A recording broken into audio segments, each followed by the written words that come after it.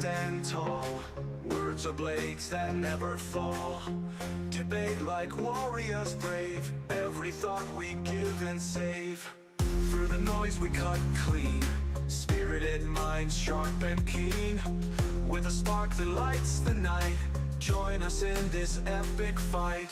Welcome to the Spartan arena, where minds clash and thoughts gleam. In the heat of every word, truth and insight will be heard.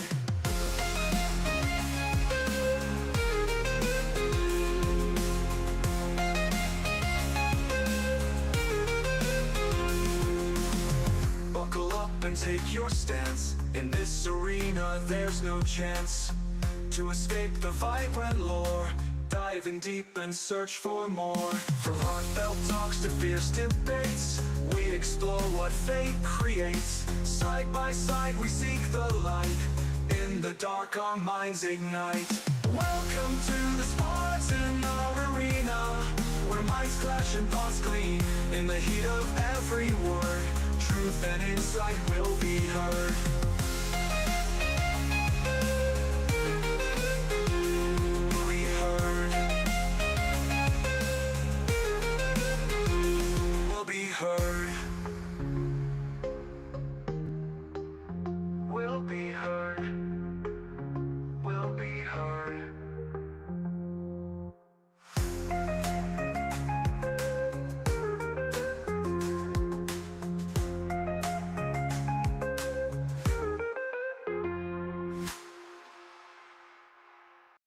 In the ring we stand tall. Words are blades that never fall. Debate like warriors brave.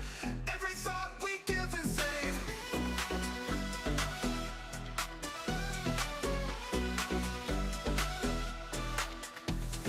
In the ring we stand tall. Words are blades that never fall. Debate like warriors brave. Every thought we give and save. Through the noise we cut clean. Spirited mind sharp and keen. With a spark that lights the night. Join us in this epic fight. Welcome to the Spartan arena, where minds clash and thoughts clean. In the heat of every word, truth and insight will be heard. Buckle up and take your stance. In this arena, there's no chance to escape the fight by law. Diving deep and search for more. From heartfelt talks to fierce debates, we explore what fate creates. Side by side we seek the light. In the dark our minds ignite. Welcome talks to fierce debates, we explore what fate creates. Side by side we seek the light. In the dark our minds ignite. Welcome to the Spartan arena, where minds clash and thoughts clean. In the heat of every word, truth and insight will be heard. Buckle up and take your stance. In this arena, there's no chance to escape the fight by law. Diving deep and search for more.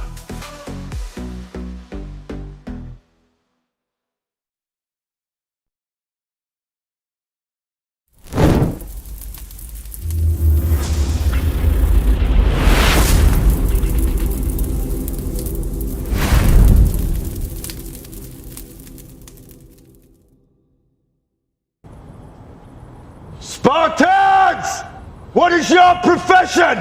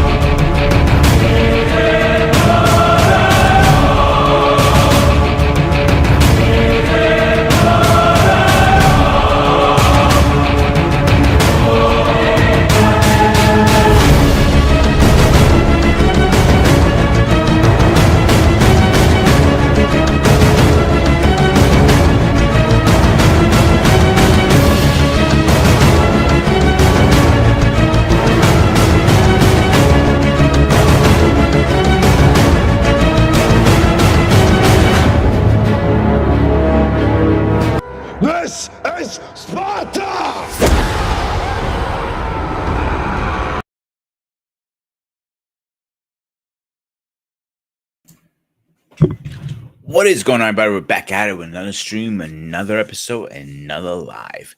You know where you're at. You're at Spartan SU Network. I am your host, the Spartan, aka Peter. How is everybody doing tonight?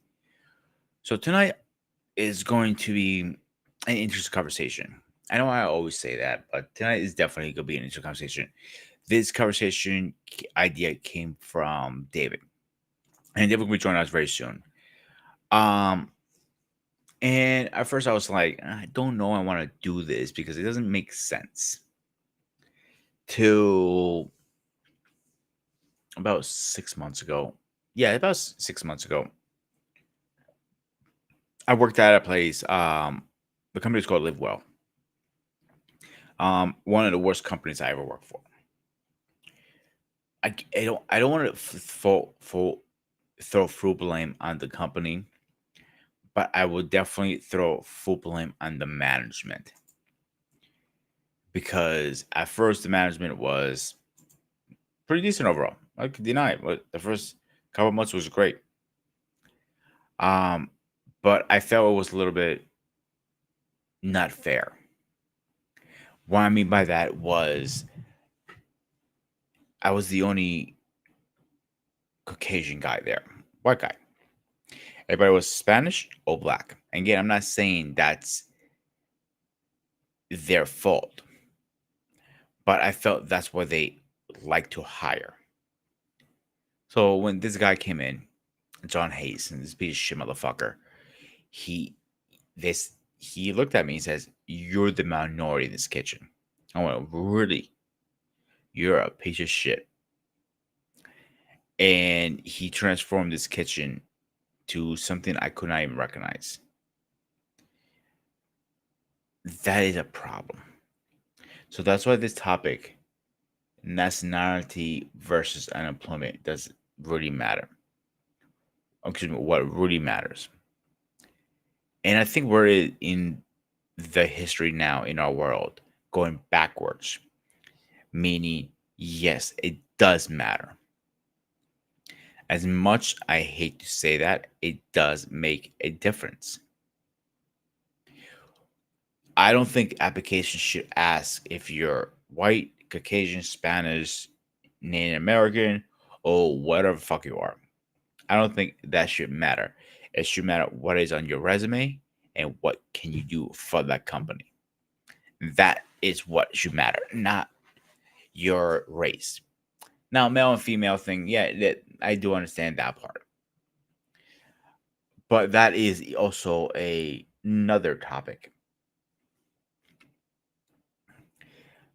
It's interesting how we got here. It's interesting how we weren't there a few years ago. And in the last few years, we're there now. Like I said, I feel like country, as a country that runs their employment force, we have gone backwards. Not like it used to be. At one point, it didn't matter your race. At one point, it did matter to the point they had to put an order out, the presidency at the time, saying you have to hire equal amount of people. And we are not there anymore. I think we need to go back to that order again to make it fair. Now, the argument statement is, what happened if most that race lives in that area? That is a catch-22, unfortunately. They need to figure a solution to that problem. Not my problem. I don't run the company. Not my issue. But my issue is when you see majority of one race getting hired. Doesn't matter which one it is. It could be white, black, Spanish, or whatever. It should not play a matter how much you're gonna make at all. It should not make it matter why you're at the job because of your race. I remember watching a who was it? George Lopez, and they he was looking for a new job, and he was at the same factory for years. He kind of grew up pretty much there, and he found out he got a new job because he was Mexican. Because they needed another Mexican in the company to get a tax break, and he was pissed, and he was in his right to be pissed, and that is the problem I have. Why does it matter? Sorry, guys, I got something in my eye. Is bugging shit out of me. All right, hopefully I don't bug my eye anymore. But why does it matter? It seems like it's been more an issue lately than ever. I'll be straight with you guys. I met some of the greatest chefs in my line of work are not white. I met some chefs are horrible in my own race. But again, it shouldn't make a difference. If you're a good chef, you're a good chef. If you're a bad chef, you're a bad chef. Simple as that. But we have made it to the point it makes a difference now of your race. When you work in a kitchen, any kitchen, or any company, I'm using kitchens for example because that's what I do. That is 95% minority is all black, or all Spanish, or all Indian, or all white. That is a red flag. When your chef looks at you or your district manager looks at you and he says, you're the minority. I remember I was reapplying for an old job I had, go back to their company, and they call me. And the chef goes to me at a time, I'm not going with your application. Okay, okay, that's fine. It's no big deal.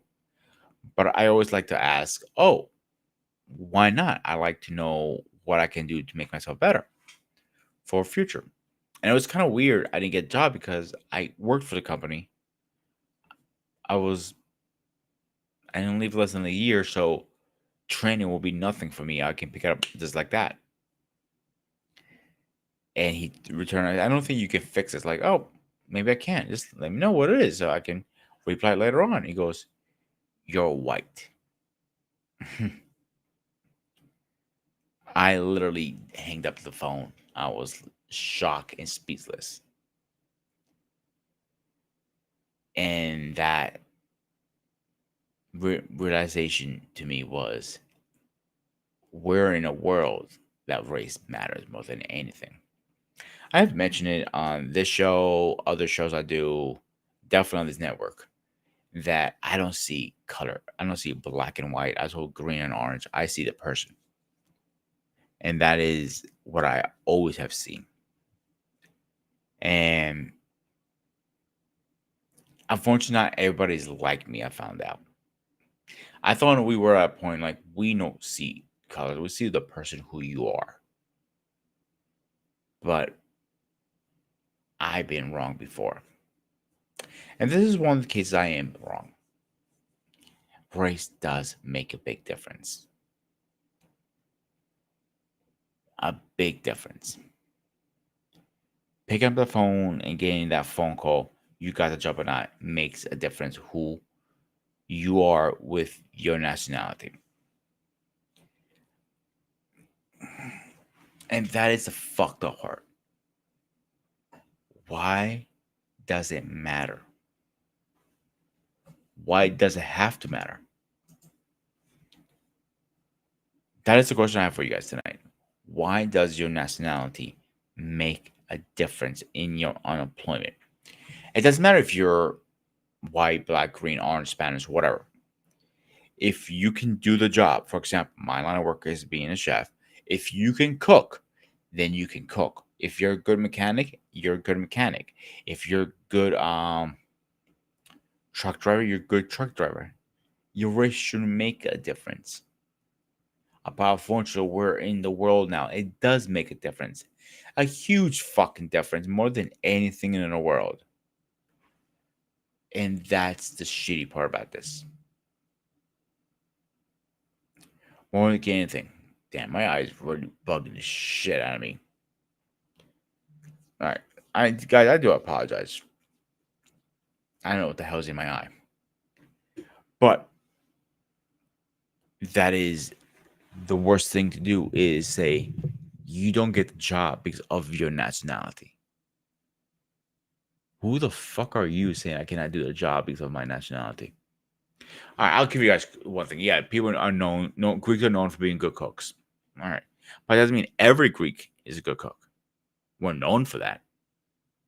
We're known for owning diners. Doesn't mean every single one of us works in a diner. It's like saying Indians work in gas stations only. No, some are great doctors. Some are great lawyers. I don't think your nationality should make a difference. And that is the fucked up part. Time and time again.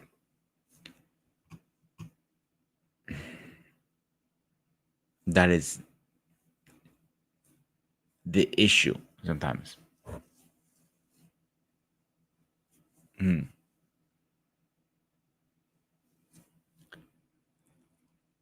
We have to think how far we came from the goalposts.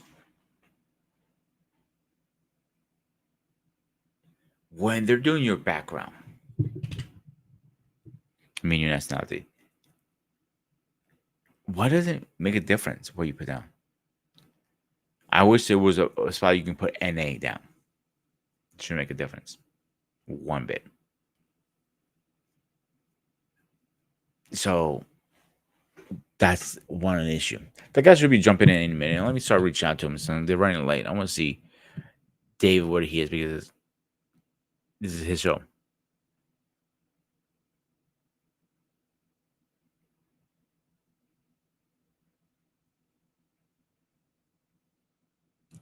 So it says, oh, speak of the devil. Let's get this little group in here.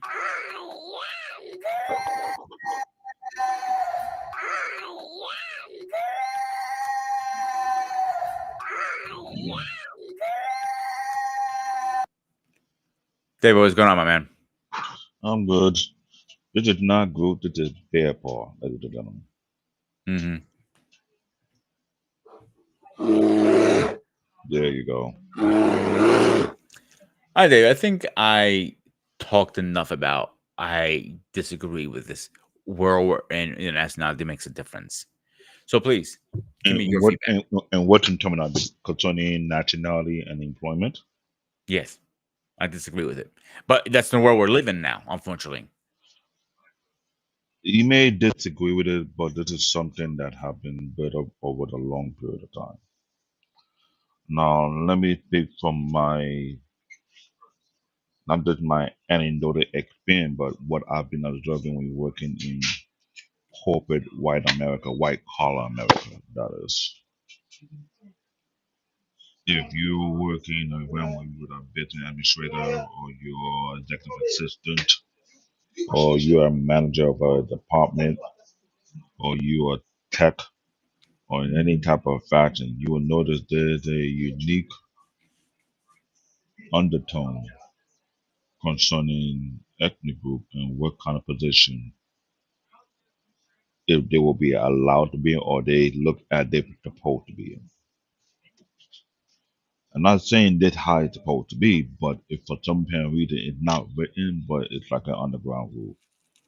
Mm-hmm. Perfect example. In the tech industry, I'm trying to call it no division or shade, but it seems to me any of the high level, high end tech position mostly go to the Asian and the Middle Eastern, aka India, due to the level of skill set they're looking for, so to speak. What I try to understand, I take if it's not possible to find that same skill set here, homegrown, if we have all these tech company out here, what would be the problem? Is it education? The schooling system, what could be the problem? I don't want to go down a rabbit hole, but there's a lot of factors into why in more corporation is a common denominator when you go to any white collar job. You see a lot of Indian or Asian people in the high position in the tech industry or in tech department, so to speak. Yeah, there are some black, there are some Latin, there are the white, but those who are behind the scene working with the server, working with the network rack, work with the protocol, whatsoever now, cybersecurity, that's a whole different ballgame. That is a new title, which is not really old yet. So that's soon will be changing soon, but so far that particular pigeon is not much of an acting good, it's more of a skill clash. But any other position, more like in the networking side of things, there have been a lot of Middle Eastern companies taking over that position. If we talk about the regular office position, it's very dependent on the nature of the company. Either be financial, either be PR, either be fashion, and that also play a part as well. Now, I'm not saying this is so, it's also play a part in the pay package as well. But it's not so uniform, but there's a common denominator when you pay attention to it after the period of time, that time, let them what's going on. Recently, you have the latest president put a clause on the H-1B visa. Now, everyone who understands about the H-1B visa, they are mostly used for high-end jobs, not mostly for low-end jobs. And these high-end jobs are mostly in the tech industry, manufacturing industry, whatever that requires neck-level skills. The common denominator of people that get pulled in are more so on the Indian side in some cases, if you within the office. But if you open the door a little further based on, when I remember I say niche, corporate office will be mostly towards the Indian side. I'll put that there. Manufacturing will be more so on the Asian side, either be South Korea, either be China, depending on the nature of the company, or if it's Singapore. Because like put for example, Hyundai, LG, Samsung, South Korean. Do the math. Any other tech company that the origin of that tech company is not from the US, it gotta be from somewhere else.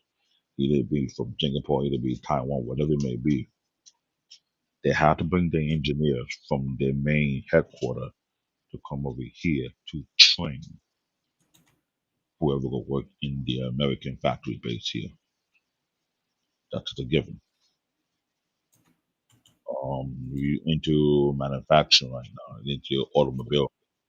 They have been a unique transition right now. They are moving manufacturing or automobile slowly out of the U.S. to oversee for what you call cheap labor.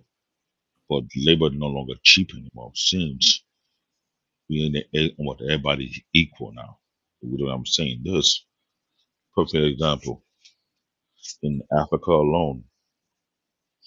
If I do the count correctly, there are almost about 15 to 20 manufacturing plants in Africa that manufacture cars, trucks, SUVs, and buses as well, which also include 18 wheelers. There's five in Nigeria with a classmate of mine. Shout out to Lawan Chitumoto. They also have competition in Nigeria. There's also one in Uganda. I believe there's one being built up in Zimbabwe, if I'm correct. I'm not too sure. There's supposed to be one in South Africa as well, and it's growing. We know about the European manufacturing; it's already been there for the longest. China have their own as well. So right now, if you want to move manufacturing out of the country, where can you go to think you're going to be cheap? You can say South America, yeah, but for how long? So there's a demographic pull based on who they pull for specific skill set. You think I'm wrong? Let's look into construction. What is the normal demographic of people that pull in mass number for construction? I'm sure everybody have come across it, no matter what state you're in. Either you're in New York State, you're in New Yeah, Jersey, most of them are Spanish. bingo. So that demographic, they don't need H-1B visa to pull them in, especially when they are coming from behind the scene, aka behind the borders. They're coming into work. They got their skill set. And I be a security guard long before I got into IT, and rumor has it, which is being pointed out, somebody told me this out here in New York City. To get one person to do construction through the union will cost them to pay that person $33 to $35 an hour for one person from the union. If you want to cut costs, better hire one for the union. You get three for the price of one. Split the money three ways. There's a lot of construction going on down south whereby you have people getting paid under the table. I've been going on for a long time, but it is known that they have that consistency of being there when needed because they're hardworking people. Let's be real. They're number one, the food chain under construction. After the Latino, mostly Mexican, you have Caribbeans. Not the next level, but it depends on which region you see a lot of Caribbean come in big number to do constructions. That's also as well. After that, then you got the regular white, but not in large number whereby they're all by themselves on a project site, unless they're part of that particular company and they're all within the union. That being said, I'm not trying to put down on the hospitality region, but we also know hospitality region also play in this game as well. You are the chef. You know this. You Mhm. know people work in restaurant, right? You know people work in hotel, right? You tie for hospitality, they work in these places, cleaning, that's also under hospitality. What the common denominator are the people who flood that space? Uh, it's a mixture. I think it's a mixture, But but make sure what who is dominant come to hospitality? Either you're cleaning office, you're cleaning a hotel, or you're serving. What the common denominator but that ethnic group that does it the most? black people, Black people, who else? Spanish. Bingo. But here's where I have an issue, and I'll let Sean and Paul can jump in next. All right, Hmm. when they are purposely hiring one race, on purposely, and they looked at you as you're the minority, that's when I have an issue.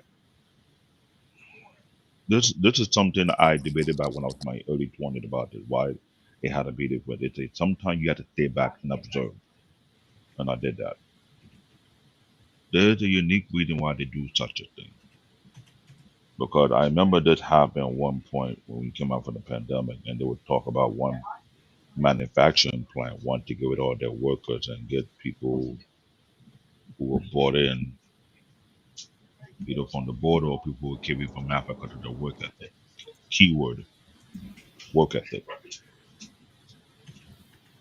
People are saying certain groups have better work ethic than others in certain areas. It's hard to argue it, but that's what employers look at, right? If you want to get a good number of people who can work consistently, almost non-stop in construction site, who you're looking for? You're looking for Russian, you're looking for Jamaicans, looking for Asian, or you look for someone who have been proven to be in that area more often. All right, hey guys, let's get Sean in first, then Paul. Sean, go ahead, my man. What's going on now? What was the question? Just want your opinion right now about this. We haven't really, we just started the show. Right, and but you just finished saying that you had an issue with when people are hired uh, Repeat what you said. I used to have an issue when a manager hires one particular race and he looks at you and he says you're the minority in the kitchen. I use kitchen as my example. Okay. Um, that happens pretty regularly. I think I find it um, I don't know whether it's designed that way or whether it's not, but it happens pretty regularly. Hmm. If you think about um, you're talking in the kitchen, but if you think about most places, let's say if you go to a fast food restaurant, you will find that whoever the manager is usually hires somebody who they're familiar with. And I'll just put it that way to keep it light. But No. it's almost where you can't deny it. It's almost uh, where you can't deny it, where it's definitely there. So I've grown to understand it. Not that You I want to agree lie? with You it. only can do this. That lady told like, Dave, you got to mute. I took care of it. Oh, okay, cool. So yeah, so I mean, what was the what's the theme of the conversation? Nationality versus employment. What really matters? Uh, I mean, what really matters, depending on who's hiring, it's really Mm, it doesn't matter otherwise. Whoever's hiring has the preference, unfortunately or fortunately, depending on who's looking at it.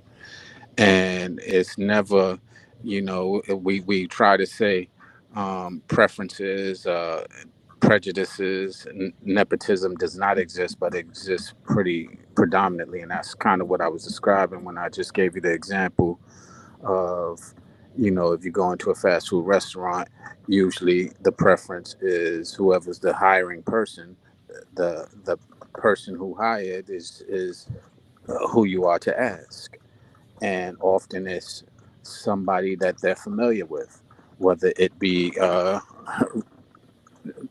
race or whether it be, yeah, I mean, it's usually that is a contingent race, but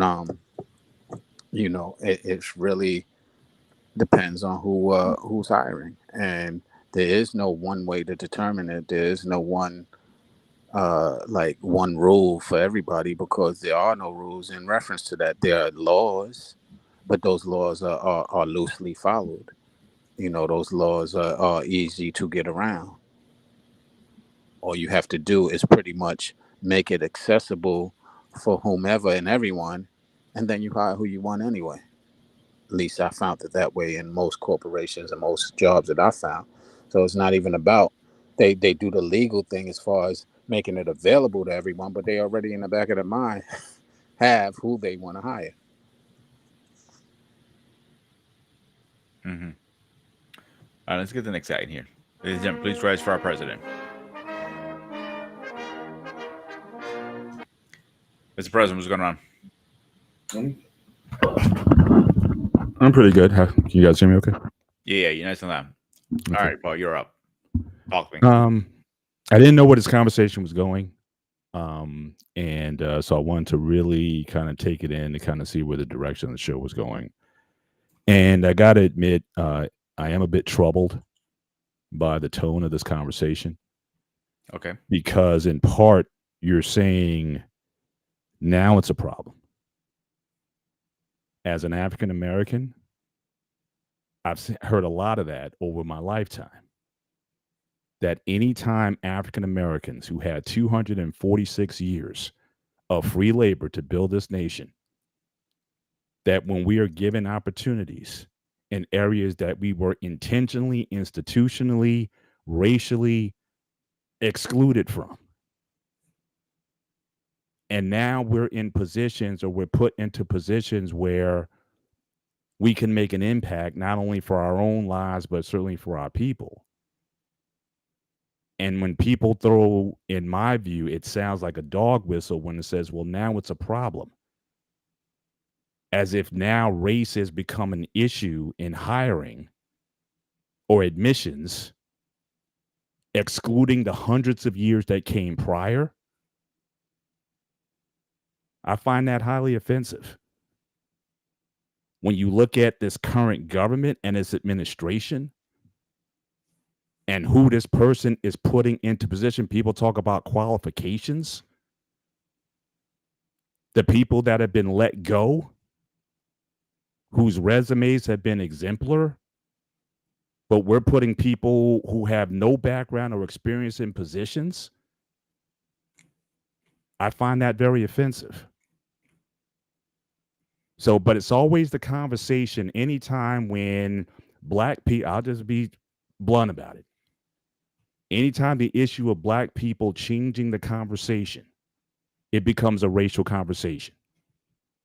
Jesus was white for thousands of years until somebody decided to paint him a different hue that was closer to mine. Then people got offended at the imagery of it because it wasn't the blonde hair, blue-eyed version that everybody grew up on. And then after their offense started to fall on deaf ears, because you can't deny just the history and location and region of the people that he could not have been that, then people said, well, it shouldn't matter what color he is. But the fact that it was even hinted or suggested that he might have been something else than a blonde-haired, blue-eyed man, which people accepted with very little pushback, now it becomes a problem. So that piece is really has always triggered me in a lot of ways.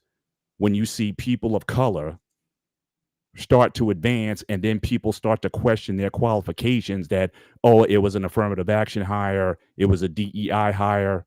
When again, we're seeing right before us people in the highest positions in the nation that have no qualifications.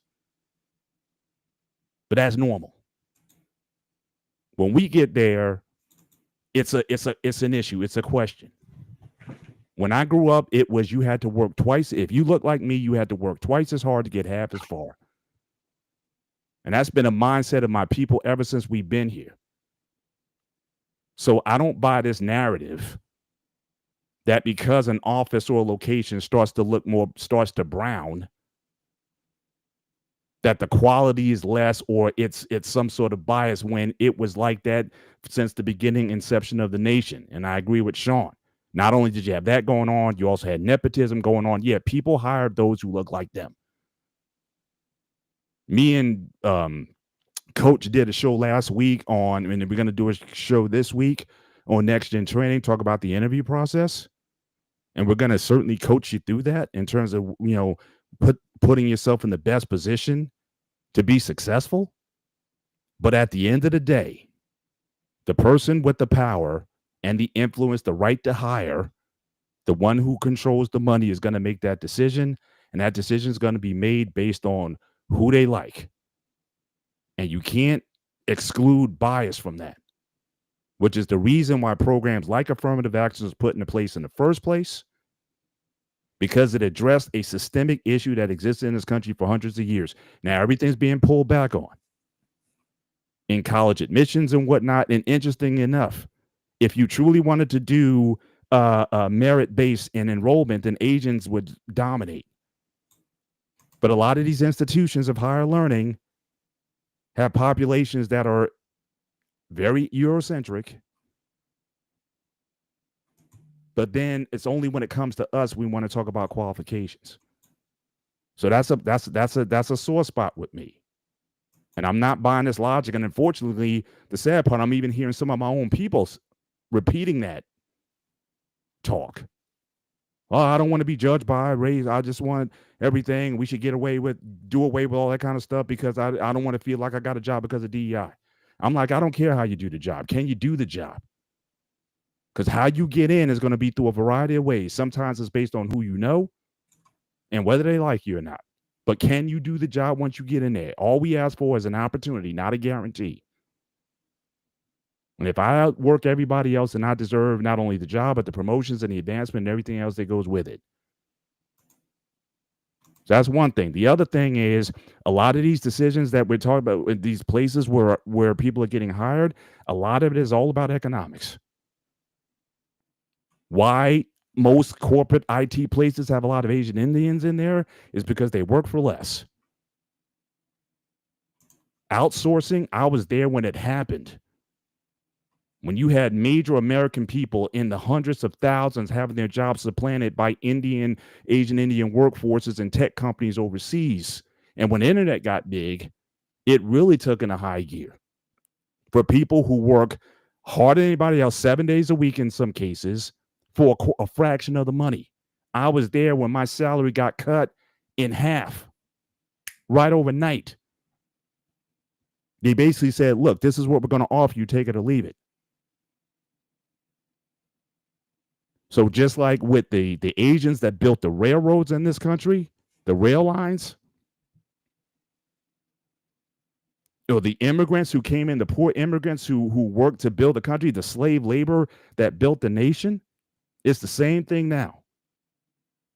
People are going to go where it's cheap. The jobs where the Latinos are taking it is because they'll do the jobs that no one else wants to do. In fact, it's interesting because when we were in the restaurant the other night, Peter, I noticed those guys weren't Greek back there in the restaurant. Correct. That's not a surprise. That's not a secret.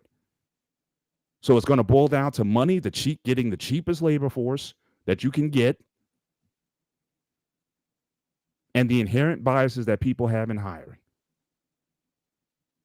And I'm sorry that you had that experience. I truly am. That is awful what that guy said. And he shouldn't be in the position that he's in. He's a director.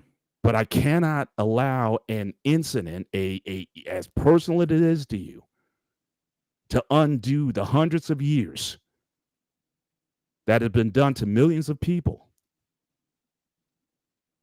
To then have a conversation says, well, now race is becoming an issue. Why can't it just go down to the best person? That's all we ever wanted. And I always we agree never with that. wanted to take jobs from anybody, whatever. We just wanted an equal opportunity to compete. And if we outdo you, then so be it. And I agree 100% what you're saying. I never argued that. And if I offend you, I apologize right now. That was not my point. You know that, right? I know it's not a personal offense. And like I said earlier, but this type of conversation is one I hear often. But I just find it ironic how when it comes to persons of color starting to have preeminence, you had no problem with the company when it was all white. Not you. I'm just saying in general.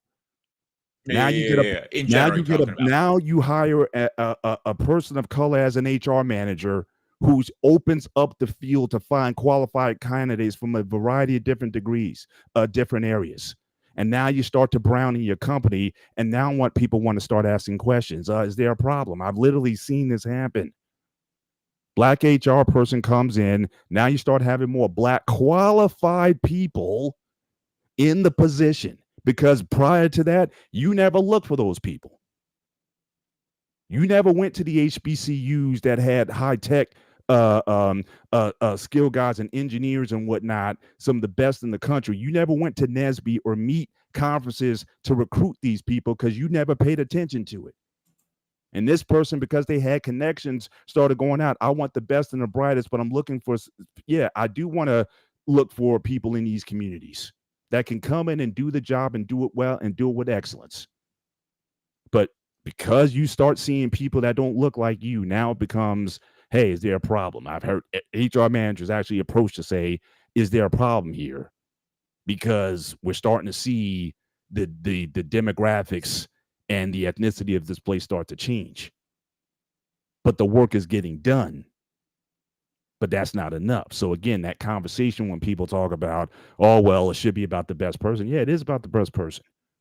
And some of those best people happen to be people from all different backgrounds. And to me, that's what DEI or affirmative action, all those things were intended to be, not quotas, I'm not a fan. I've never been a fan of quotas. You'll never hear me talking about there should be a quota system. I'm saying expand the pool to look for everybody. Well, what's interesting about what you're saying, Paul, and I agree totally with what everything you said, is there's another element that is often overlooked. Qualification, for example. Qualification, you could be more qualified because that's what you've been prone to, or that's what you've been exposed to most of your life.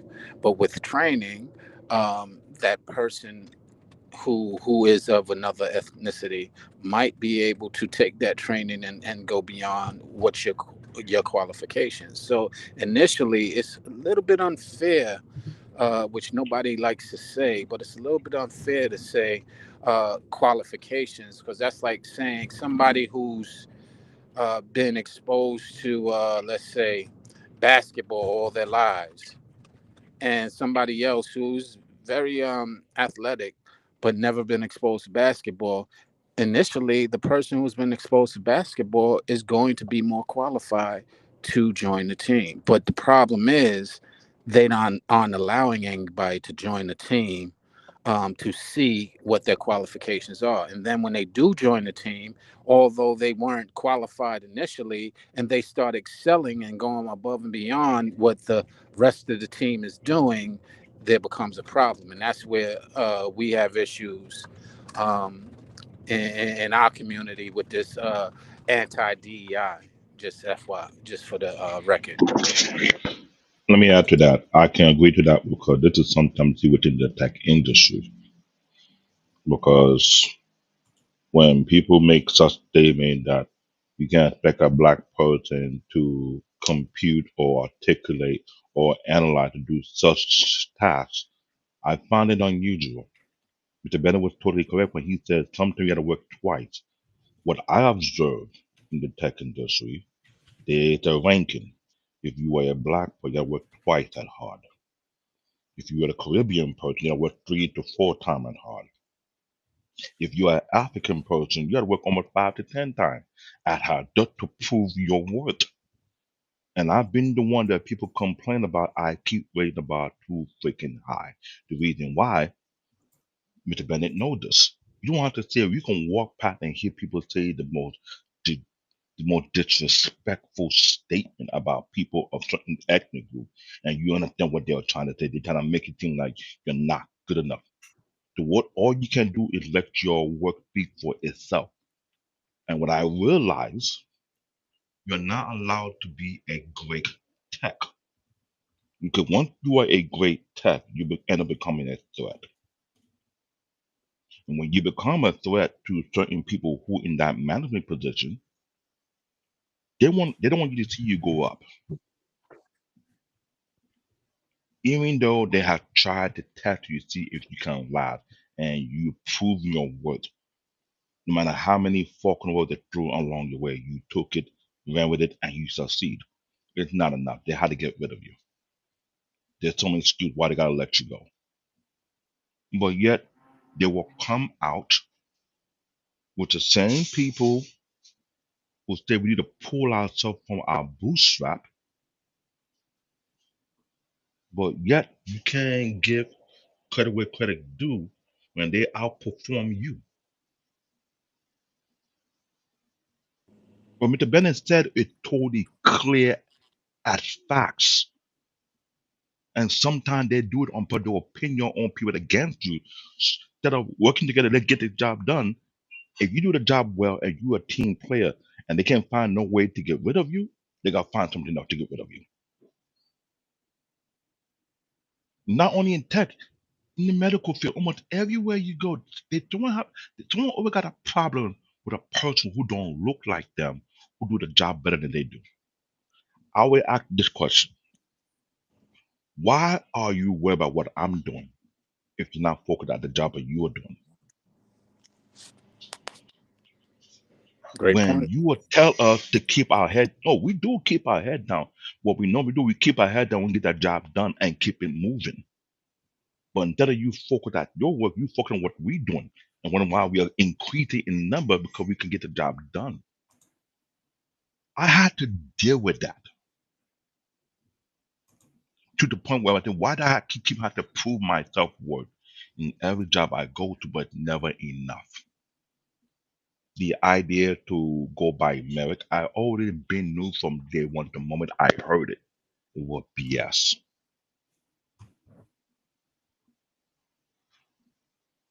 The educational system is BS.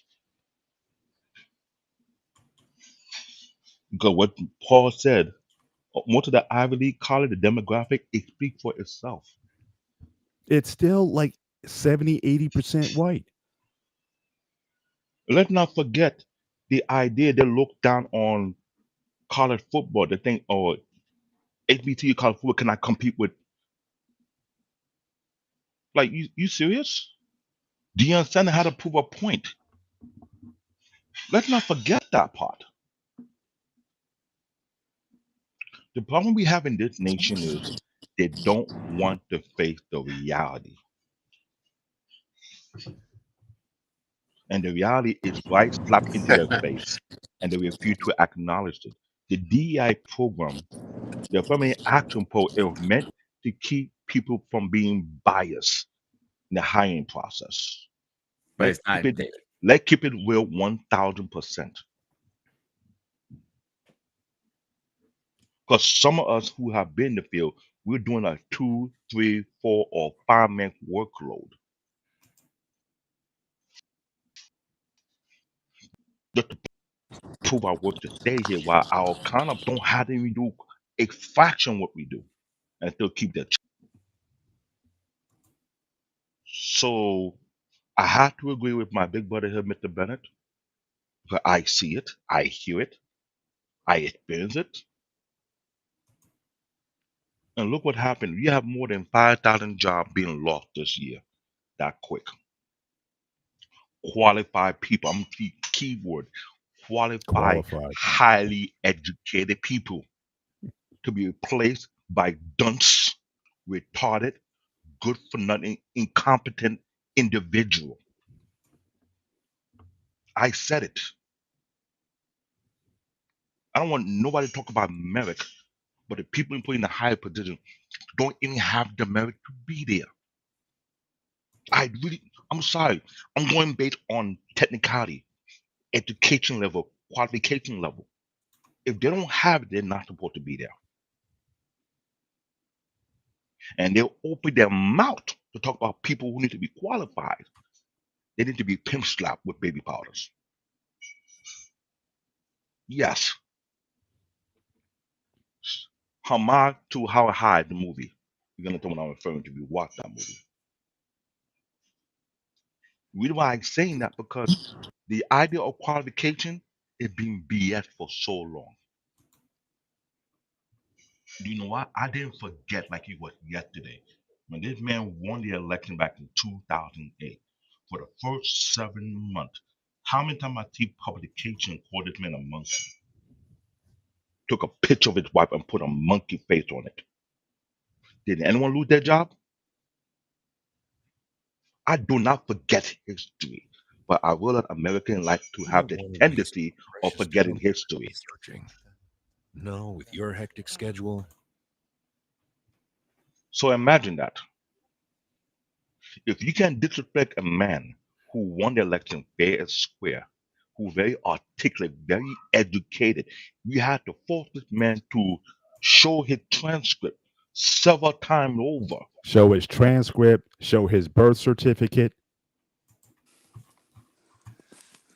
I mean, again, people, you know, there's just other people that don't have to go through the hurdles that a lot of us have to do. Just to prove our worth. But yet we have someone with a 1.28 GPA average in college. They leaked his transcript from his university days, which is nowhere near to what Obama had. We have been finding a lot of leaks, a lot of things have been left out, leaked out, whereby they have been fabricating lies against certain people due to their education level and qualification level. Dave, if you think for 1 minute, excuse me, for 1 minute, I can only speak for myself. I didn't have to work hard as and the next person next to me, or even harder. You're completely wrong, David. I'm gonna tell you right now. I Well, always, yeah, Just there, Peter, there are yeah, exceptions, and of course. Again, often, I'm only speaking for but myself right now. but what I'm saying is often when you have these conversations, especially with your brothers over here, it will you are an exception. So your point of view, while it will be acknowledged, it does not negate the fact of what the overall is, and your exception holds no real bearing on what we're talking about. We understand your exception. We accept your exception, but that does not make it the overall, and that's what we're speaking to is the overall. We're not speaking to anybody specific, those who are the exception to a rule, and you just happen to be an exception to the rule, but that doesn't negate what we're speaking about. Hmm. All right, before we move on, let's get our witch doctor in here really fast.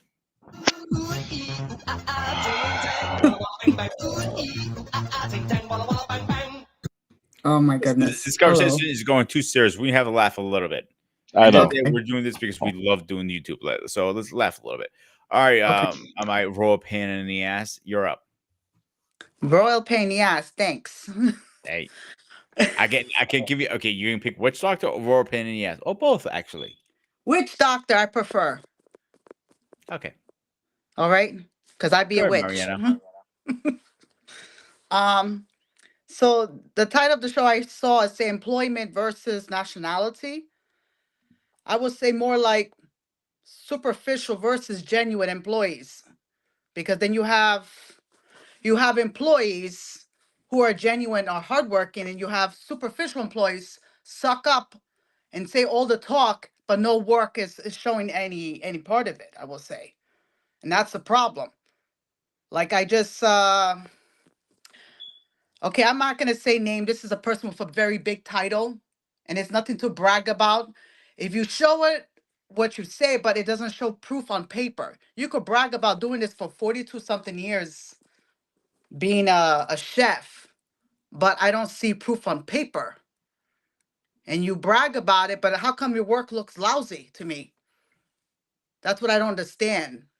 Because if you really want to be genuine and being consistent, but you have to be truthfully, not being superficial, then, by all means, I respect you. But if you being superficial and saying all the talk and all this stuff you brag about is something that's not something to brag about.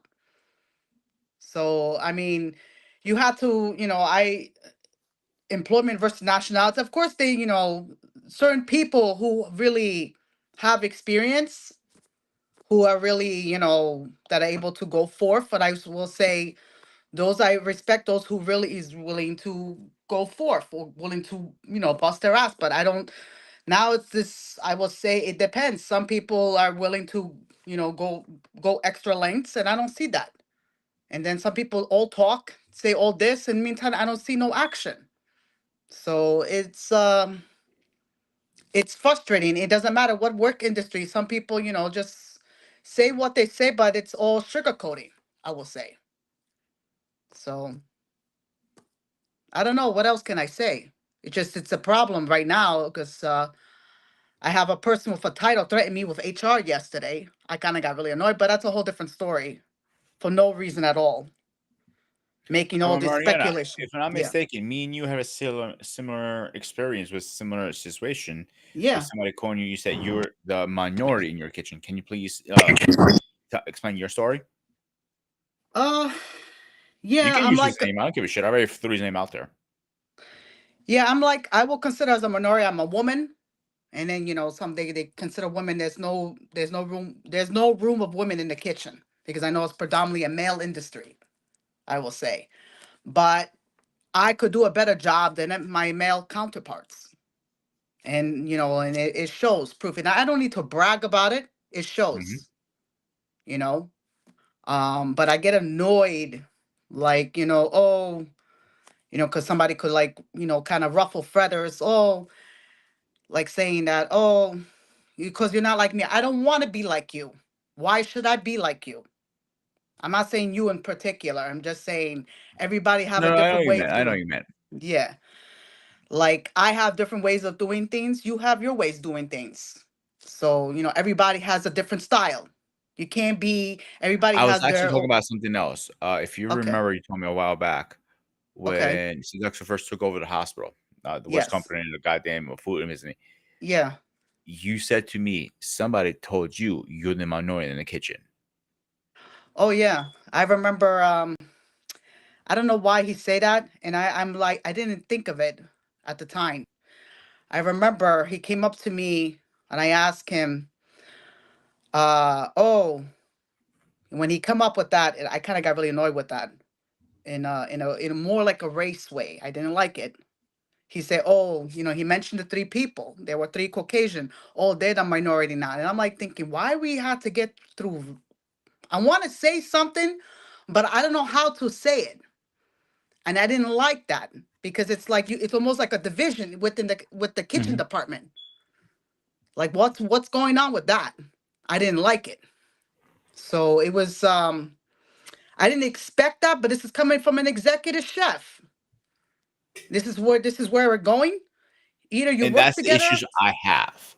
If Yeah. like like it's not a black and white issue with me. Me is more an Yeah. issue is why are you doing that? It's Yeah. that's not right. If you're No, supposed to it's be the not. leader, you're supposed to. I have literally went to bat, to hang on, Dale. I mean, you have the floor right after this. All right, to bat. I mean, I will fought tooth and nail people who are different race than me, even Yeah. different sex, that I know they can do the fucking job very, very, very, very well. I don't Yeah. care what's between your legs. I don't care what's on your skin. If you can be an awesome fucking chef or awesome cook or whatever you want to call yourself, Yeah. that's all I care about. End of the day. Yeah. Go ahead, David. No, I understand where you're coming from. Now, I'd say the first person to be blamed for this is the man who's sitting in the White House right now. And the reason why I'm saying this, Hmm. since Obama took office, the environment that he started from there is to cause a level of division. So Hmm. wherever environment you're in the workforce, either you're in tech or in hospitality or in office, you're in construction, whatever will be the minority group will end up being a target due to the environment that have been created already, that a level of division among themselves. Unless you have a manager or a leader who don't have time or room for that, they only dispel that in type of environment. I was the team lead. I was a supervisor at one point. I don't allow that in my watch. I don't care about who the minority. You're all a team player. You're all unit. If one person looks bad, we all look bad. That type of mindset I carry within myself. So I don't Yeah. believe in pointing finger or targeting people. But there are some people who are affected by this political climate whereby they want to be in level of division. If you think I'm wrong, Mr. Better know what we have dealt with for the past 2 or 3 years, the day of the FBA, ADOS, and so on and so forth. That have been another level of division that we have to deal with within our own community. Because now they don't want to be considered as one group. They want to be separated now, all of a sudden. Hmm. The Afro Latina, one group. African, one group. The FBA, ADOS, one group. And I found out in a level of ignorance. I understand the reason why they do that, but when you divide yourself so much, you weaken the power that you have as well. You don't have allies. You end up creating division among yourself, which is not needed. Yeah. That is factual. It's happening not only in this country soil, it's happening on a global scale right now. Everybody is on edge because of the type of environment we are in. And to me, it's beyond annoying. I'm a workaholic individual. I don't care if you're black, blue, brown, green, orange, probably look like Piccolo. I could care less. If you can do the job, you can be a great team player. I will literally work with you. Period. I ain't got time. And I know this statement have been very volatile, but depending on this, when somebody say I don't see color, I'm not gonna do that. I'm not gonna mention that statement. Never made war with anybody.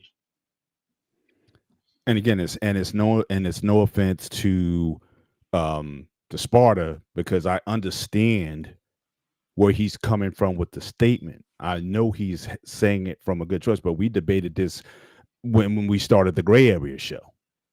Of course. That is a big difference between us, that I see color very well and I embrace it. So it's so but I get the sentiment. I'm not trying to get him to change his view on that. But yeah, we do see the world a little bit differently. And again, David, you talk about back Obama's time. Again, this really started in 2006. This didn't really happen until that when he became a candidate for president. Is when all the dog whistle came out. Back then, I remember. That's when the churches got split. Because again, in the 90s and in the early 2000s, everybody was talking about non-denominational, multicultural churches. But I remember that too. Thank you for When Obama became on the scene, all these people started to hear this dog whistle, because a lot of those multicultural churches were still headed by white pastors. True. And we started hearing some things. It's like, I wasn't part of one, but I know people have gone, and I've gone to them, because you had a lot of black people who were saying, yeah, go come to my church, because we got everybody. We got black, white, we got everybody there and whatnot. I'm in there and I'm listening. And I start hearing some things, and and a lot of those congregants started to hear some things. It's like, wait a minute, why is this sounding different? We've had other candidates for president before. Why is this sound, and not in a positive way? So this seeding has been growing for a while, but again, this has always happened when people of color have broken traditional ethnic lines. Norms. Then you want to start talking about division. So again, that's always something I'm going to be sensitive. I'm all up for having the conversation. I'll never shy away from the conversation. But all this talk, I just starts. agree 100%. I'm sorry to cut you off. I agree with you 100%. It doesn't matter what your race is. If you can do the goddamn job, then do it. Right. That's all I care about at the end of the day. Right. But I would add one more caveat to that, Pete. Yeah, go ahead. Again, I'm not disagreeing with you on that. Amen and amen, hallelujah, and praise the Lord. I'm not disagreeing there. I would say this: David worked in corporate just like I do. I don't know if Sean's had experience in corporate. A lot of times, if you're black, and I'm sure for other minorities as well, it's beyond just the skill set. It's how you present yourself has to be different. Like, I'll be honest, I work with a ton of white people who talk exactly like you in corporate America, and they get away with it, and no one bats an eye at it. If you're black and had your language, people would look at that very differently. You mean my cursing? Yes. Yes. Really? If you're in corporate, I've had managers who will just go and just into these swear fests and just go. Yes. But if you are a minority, it's not just your skills. It is your conduct. Because a white guy, you can get upset and you can curse out everybody in the office. If I got upset in the office, not alone our size, me and David, we're pretty big guys. We also have to be mindful of our stature. Because if I raise my voice, that intimidates some people. And then we start getting this angry black man trope, or if a sister gets upset, this angry black woman trope, then people start looking at us a little bit different. But you can, if you're a European, you can rant and rage and whatnot, but it's the same thing in sports. Back in the day, hang on, let me add to that one real quick. Back in the day, again, when you've seen athletes go off, black players go off, all these things, all these attributes are attributed to them. But if it's John McEnroe, he's passionate. Mm-hmm. If it's Serena Williams, that's an angry black woman. So again, the standard by which we are judged, forget the skill set. If it's us, we got an attitude. If it's them, they're passionate. If a fight breaks out on a basketball court, they're animals and thugs. If you go to a hockey game, it just goes with the sport. So again, so we got that extra layer. We have to almost be we almost have to mute ourselves. A lot of times, if you get 2 or 3 black people congregating in the office a little bit too long, That's the problem. yeah, we got to. All right, they watch David. They watch this, right? All right, we got it. I'll holler at you later, but we don't want to intimidate people because again, a group of gathering of us, 5, 6 guys at the lunch table congregating, it creates an atmosphere that becomes uncomfortable for people, and we get looked at. Mm-hmm. So we got to dab up. We got to be ourselves after work. I'll meet you at the after work spot, and then we can kind of cut. We can act the fool then. So it's not just the skills; it's also what you present and how you project. We have to be we have to be multicultural in every sense to keep certain people comfortable and be able to do the job with a proficiency and an excellence that oftentimes exceeds that of others who may not have to do as much. So, like I said earlier, twice as hard to get half as far. And I will say that to Edward with the benefit, a Army veteran who was working at UBS. He's around 6'2", 6'3", big guy. I look at him like a big brother and everything. One of the managers let me know what happened to the guy. I always come to him for advice because he knows his stuff. When I didn't see him for a while, I was asking him what happened. What happened? The manager knew, but he wanted to tell me in front of the other manager. He put me aside and tell me that, you know why they let him go? They let him go. They feel like he was intimidated. So he's a big black dude. Broad, loved to play. He was like a teddy bear. But the exec were feeling some kind of way because they felt like they can't scream at him or they can't shout at him because he's too big and he's too tall. So that's the David, reason for that's letting not him go. right. None of that stuff you guys saying is right. It's not fair for you guys. But it happened. But it happens. It happens. We are put on a standard where we have to perform above everybody else. What he said was totally. We can't I can't go go out in of there our and just lingo. say And MF or this, that. I can't we can't. I can't do that. That's our job That immediately. is yeah. Because someone's going to HR and filing a complaint. I'm Bingo. feeling threatened or intimidated. And it's a wrap. I have to work like I'm on eggshell every single day, avoid anyone and everyone, just to keep my job. If someone trying to trigger me, I have to brush it off. Or in some case, I go to the office, close the door, do some push up, and take off the steam. We had to, I hate to say it, don't give you the perfect example who do that. The perfect ad kisser. I'm sorry to say it. No, I'm not sorry. Stevie A. Smith. Yes, I said it.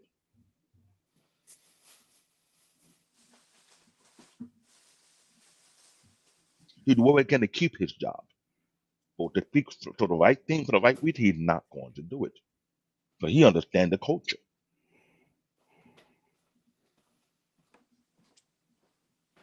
I had to be super professional at my job.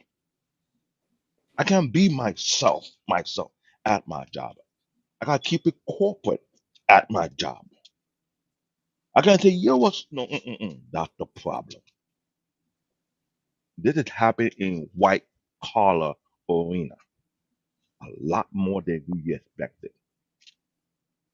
Don't take my word for it. Don't take me to benefit. Find another tech who work in white collar America. They'll tell you the same thing. And you act another, they'll tell you the same. You act and they'll tell you the same exact thing.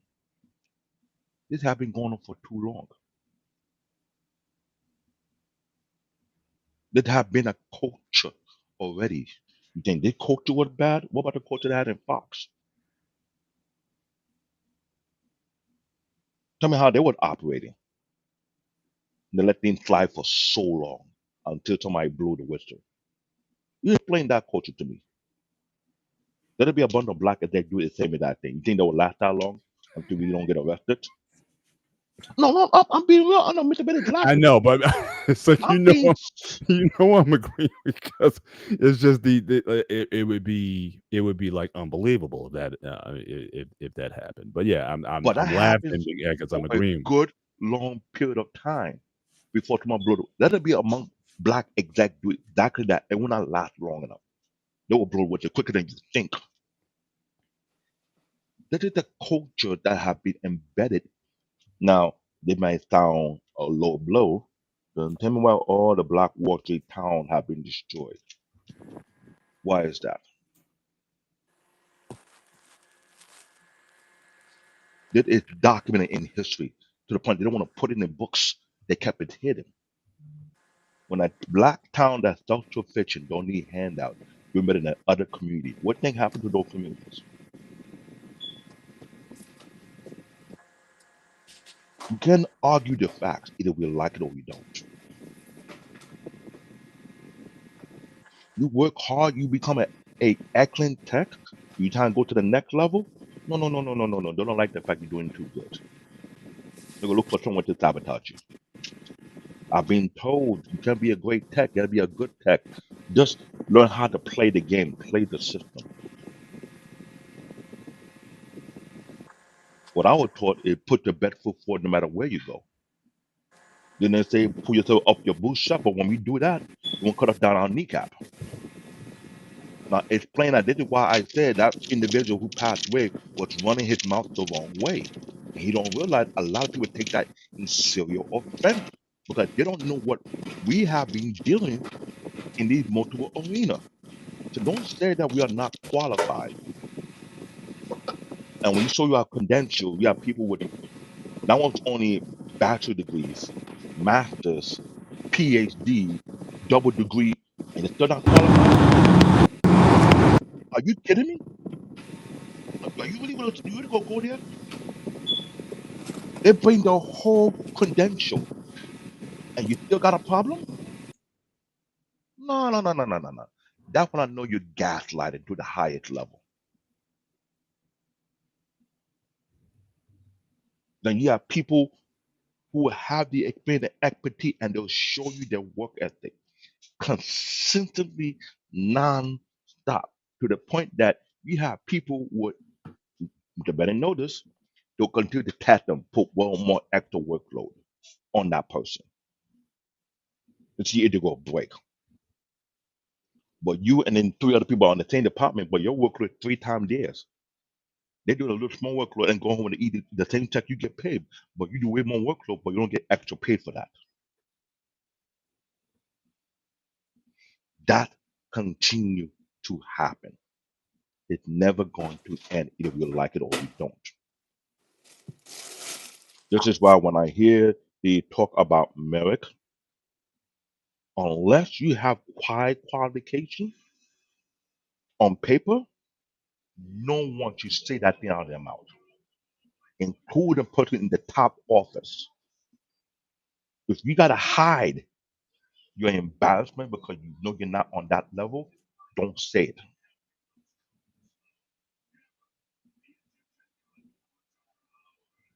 I don't care about the followers out there, but the truth will be the truth. Are you educated enough? Are you qualified? Are you schooled? Are you well trained enough to do this job? If you're not, then shut up.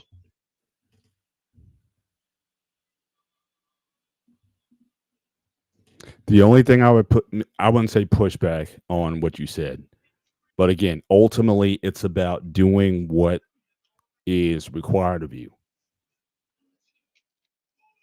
because the qualifications could be on paper, but again, can you carry out what the supervisor wants you to do, ethical or not? Because that is what we're seeing, right? Hmm.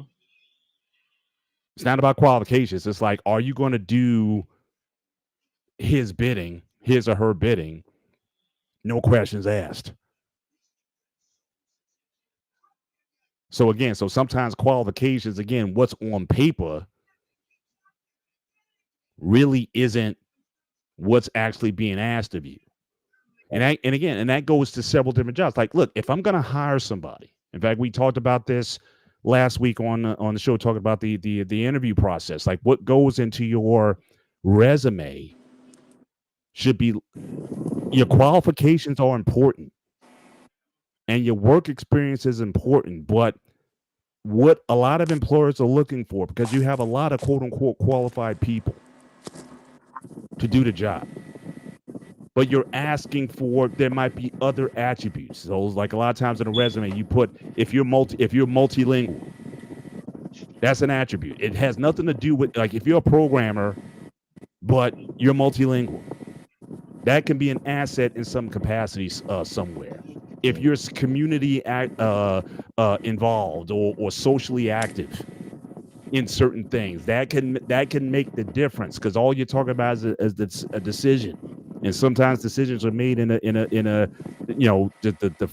the least advantage that you have could be the difference between the two. And so when you're putting this resume together, it's about highlighting those things that says, hey, I can look at, and then you get to the interview, the interview, I'm not going to give too much away, but even in the interview, how you look, how you speak, how you dress. Well, look at Mariana. I think you can solve that thing in probably 10 seconds. You one of them, you one of those Rubik's geniuses who can solve it in 10 seconds. I wish. That's on my that is actually on my bucket list, though.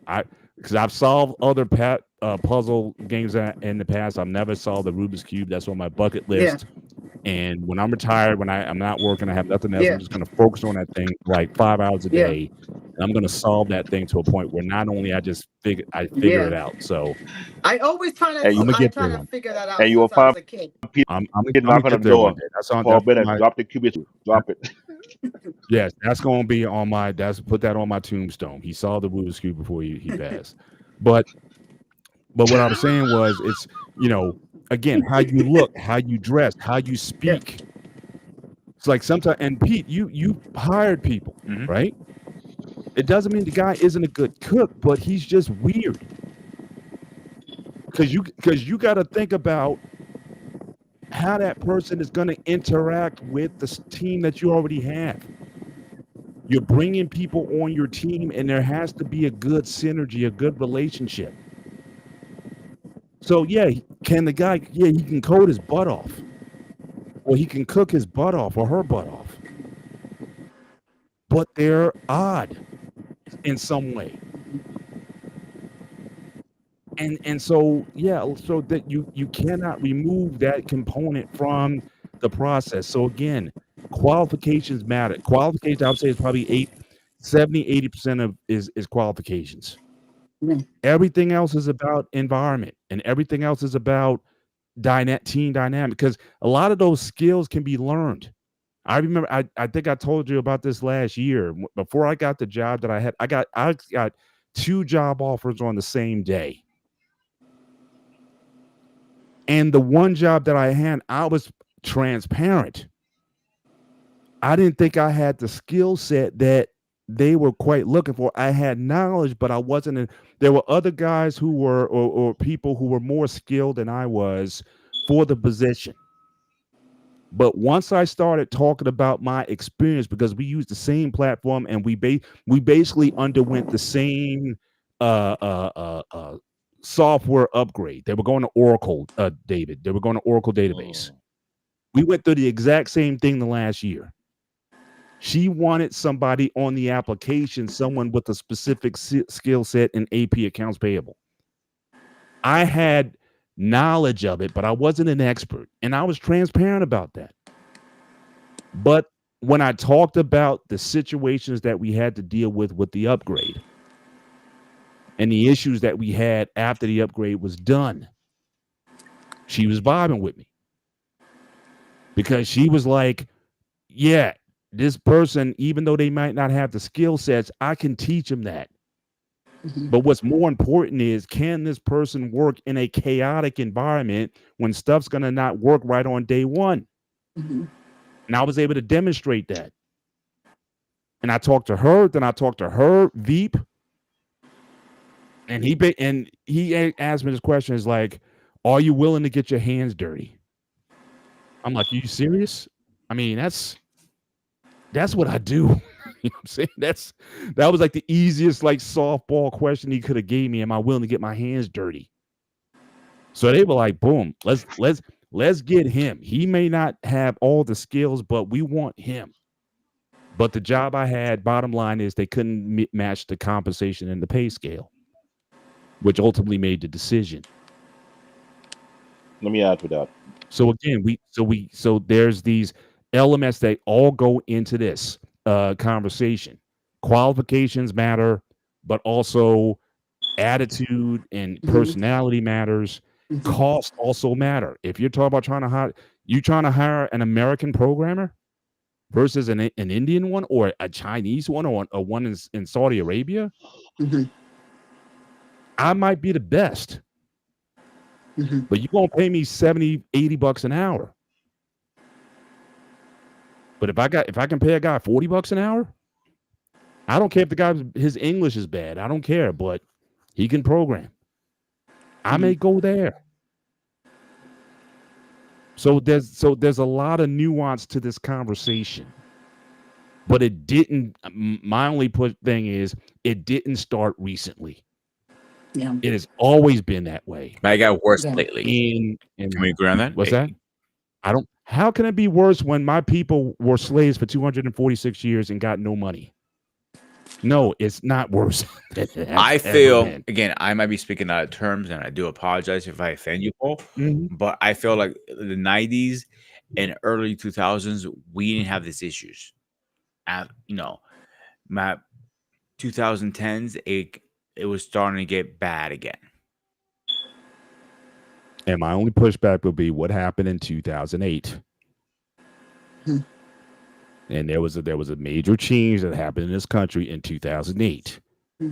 And then it became an issue. Mhm. Not before. It was always there. But Mm-hmm. like I said, it always happens when us because let's face it, we're all minorities here. Hmm. Mm-hmm. We're all ethnic. We're not European. We're not wasps here.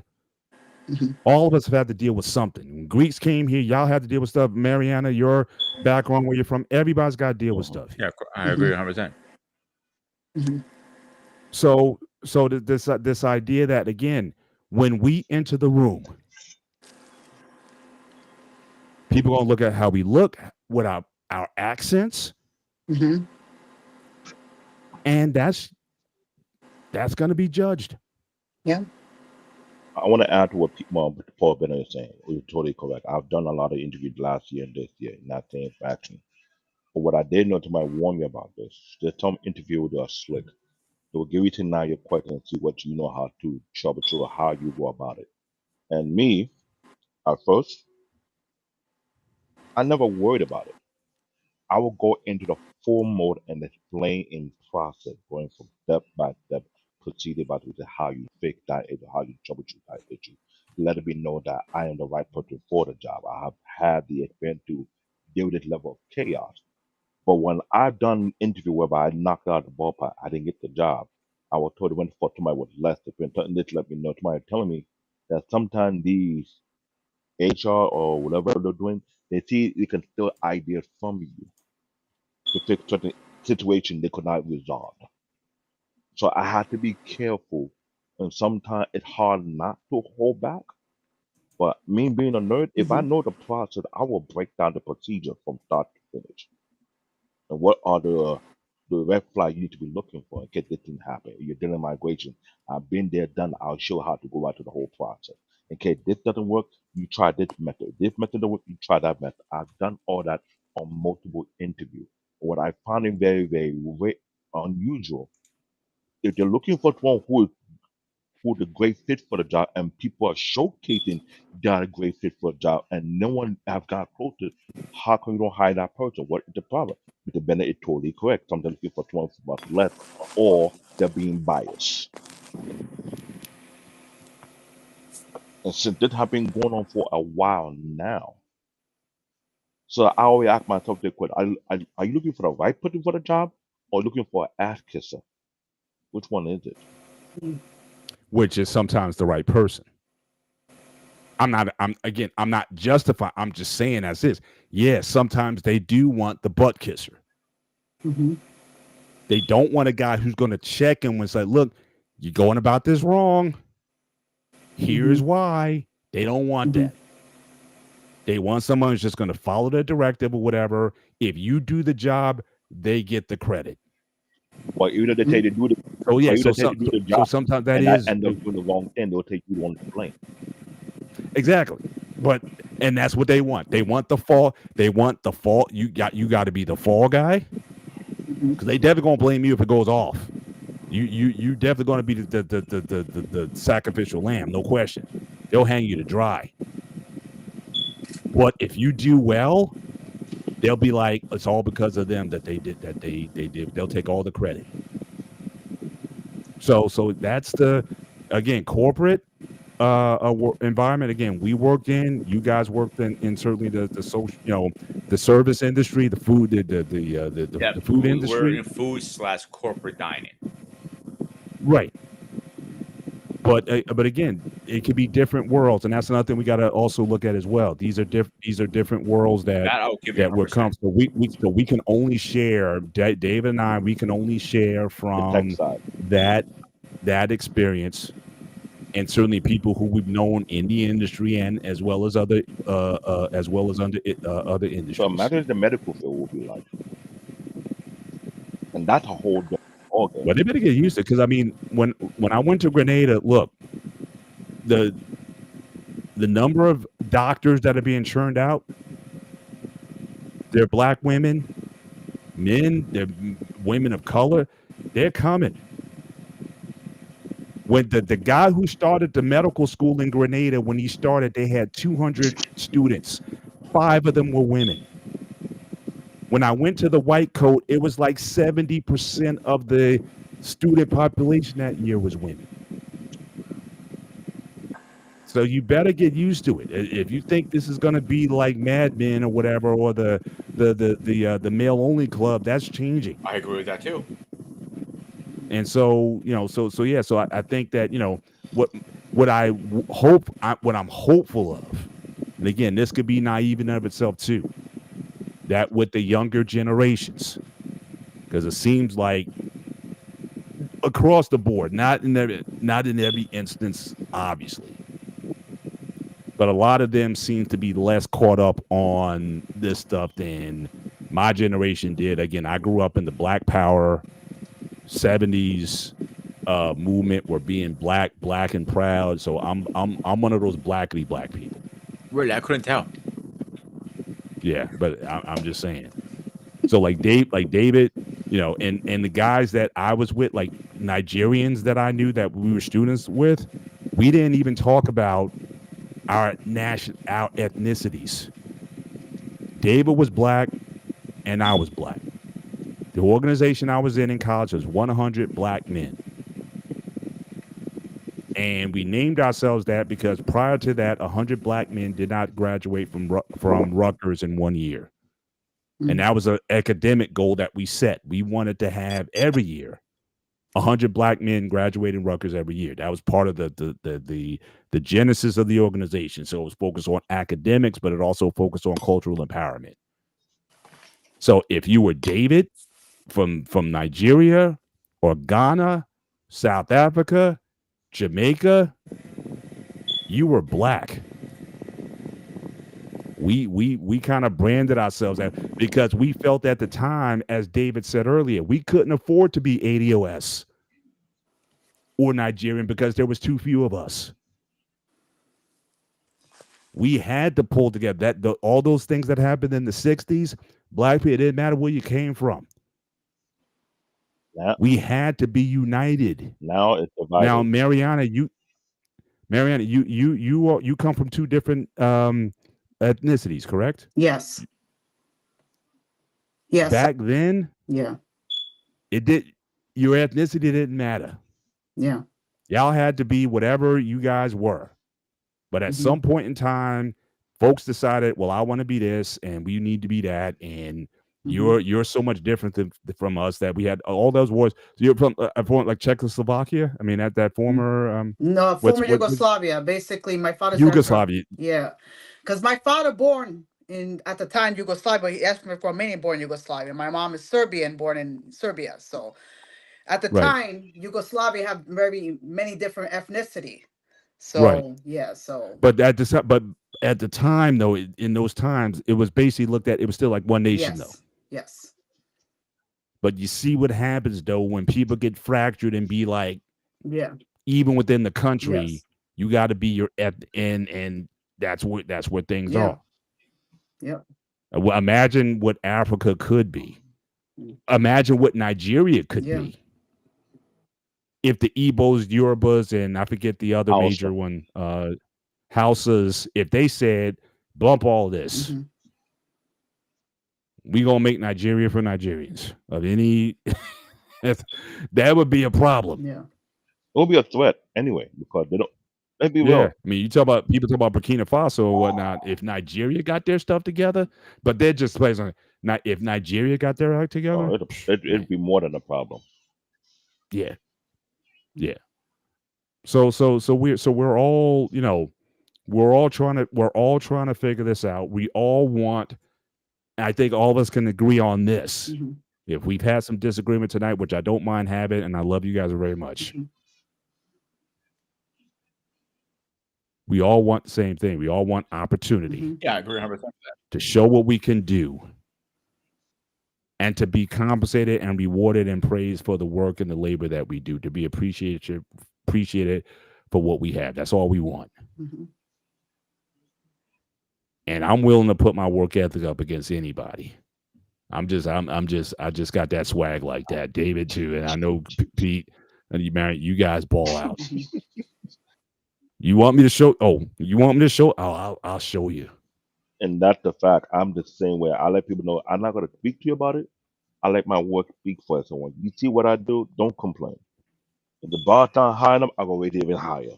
And that's the complaint I get. Calm down, you're doing too fast, you're doing too much. I said I'm not doing enough. Yeah. You just, I'll be up. My daughter was laughing. It's like, man, I gotta work next few weeks. I gotta work 9-10 hours a day. It's like, oh, I'm like, That's normal for us. yeah, I'm just saying, I mean, there'd be days that'd be like 12, 14 hours, easy, 16 hours. We got a release going in. Oh, that's 16 hours. That's all weekend on call, all weekend long. How many times I've been on this show and it's like, oh, what are you doing? I'm working. I got 3 screens right here. I'm working while actually still on the show. I'm doing it right now as I'm talking to you guys. I'm working on the next couple of Exactly. menus. So that's what. So we know the real. We know what we bring to the table. And all I'm saying is, um, just keep that door open and let those who show and prove, let those people get the rewards from what they do. That's what no one can ask any more or less from anybody than that. So imagine all of us. We're pretty diverse looking here. hmm, We're all going for the same job. We're going into the kitchen. hmm, May the best man or woman win. And I'll applaud you. I'd be like, dab up. You did great. And then move on. I think what Then there might be another opportunity somewhere I else. think the era of finding good bosses or good managers are almost long gone because there were There you go, days David. there were And days me, I've been around managers who recognize hardworking people. hmm, They don't want to lose those kind of people. They want to keep them to this. I said, nah, this is my key player. This is the one I can rely on. I've been in hmm, place whereby the boss will call me, yo, Dave, I don't want to say it for everybody, but I know you're in your off day, but I want you to come to work. I need to have you cover for this and thing. I don't trust think about truck. I know you get a job. Don't worry. I'll have to inspect you for you. To have that type of boss, or have that manager who have that faith in you know you will do that job, want to keep you there longer. Instead of you hmm, working for people, the fact that they have an issue you doing better than other people and they also make your life a living hell. That's the thing I hate. So that's what I'm saying. The era of having good managers, good bosses, It's almost Hmm. completely lost. All we have, I hate to say it, is complete ultimate a-holes Hmm. who want their ego get stroked. Like he said, you do all the work and they take the credit. I Yep. work in a big fashion company at Estee Lauder. I was, trust me, Mariana, if you was in Hmm. a nurse night area and you found out I was working every day, missing my lunch, burning myself to the ground, you will come Hmm. and drive me one to the, you're going to lunch. You will yank me out and say, no, you need to go and eat. I said, I got a lot of work on my queue. Yeah. If sometimes they do you dirty, they put too much in your queue and they'll be the one be there. Don't you have this X amount taking your queue? Why they keep on not realizing they don't want to put it on you on purpose and they complain about you not fitting on your workload. Wow. So when you're in that zone, Hmm. the better know this. When you're in that zone, you're in the zone, you don't think about food no more. Nope. Let me bring my ticket queue down so I can eat. You In just some want you cases, like your mindset. You're looking for like a stop, right? You're looking. I gotta let me knock this out, and then once you knock it out, then it's like a mindset. I think I could do five more. Hmm. Yeah. And then you'd be like, all right, I got to okay, cut. I got and to that break, is my bro. bad habit. I don't get out of that zone very easy. If I come into work, I got 50 tickets in my queue. I am locked in to bring all that 50 ticket down, down to maybe four or five, like I can kind of a breather. And I will forget the time and just keep on working, keep on working, keep on working. Before, oh, it's almost time to leave. I'm like, oh, shit, I haven't get my lunch yet. That become a Yep. regular thing to me and was bad. But what do you want me to do when you have managers be calling you, why you have 30 tickets in your queue, or why you have 40 tickets in your queue, why you have this going on, or they need you for this. Can you drop what you're doing and come to the other building? You got an executive need this thing to get done. When you're locked in your work, you zone, you forget about yourself. And I do that a little bit too Yeah. much. Reason why I'm trying to keep my job and get the job done. Let me just knock this thing out of the way and avoid the headache. Then when I get time, I can sit down and eat. The only thing I like about my Estee Lauder job, we have free milk. We got a fridge in our office. So what do I do? I bought a couple of cereal boxes here, put in that cabinet. I bought my cereal bowl, got my spoon. If I can't go out to eat, okay, cereal. It kind of ghetto in a way, but what do you want me to do when they have me going up and down between Midtown Manhattan and 42nd Street, going back and forth all over the place and going, you don't got time to sit. Yeah, keep moving. Yeah. Not the tech industry. If you Mr. Bennett shoe, oh God forbid, Mr. Bennett, I want you to go to New Jersey, take care of those Soviet agents. Then after that, you need to go to Chicago. You take care of that thing, and after that, you need to go. You think that's a breather Yeah. for us to chill? And some of us, I hate to say it, we take our work home with us, and we, even though we want to be relaxing, we're thinking about what to do the next day when we get there. Okay, I need to work on this. Okay, I need to fix this. And sometimes we take note until this time we're going to do, or we research what how to resolve our issue. We take our work home because our nature of our job keep us on our foot. We are the problem solvers. If we don't solve the problem, they let us go. Am I wrong, Mr. Bennett? Nope. That is IT. If you cannot solve the problem, you're not needed here. Yeah. So that's the irony of our profession. And sometimes I never took a vacation over 28 years, but sometimes I don't think about vacation anymore because I'm afraid if I take Mr. Bennett know the joke.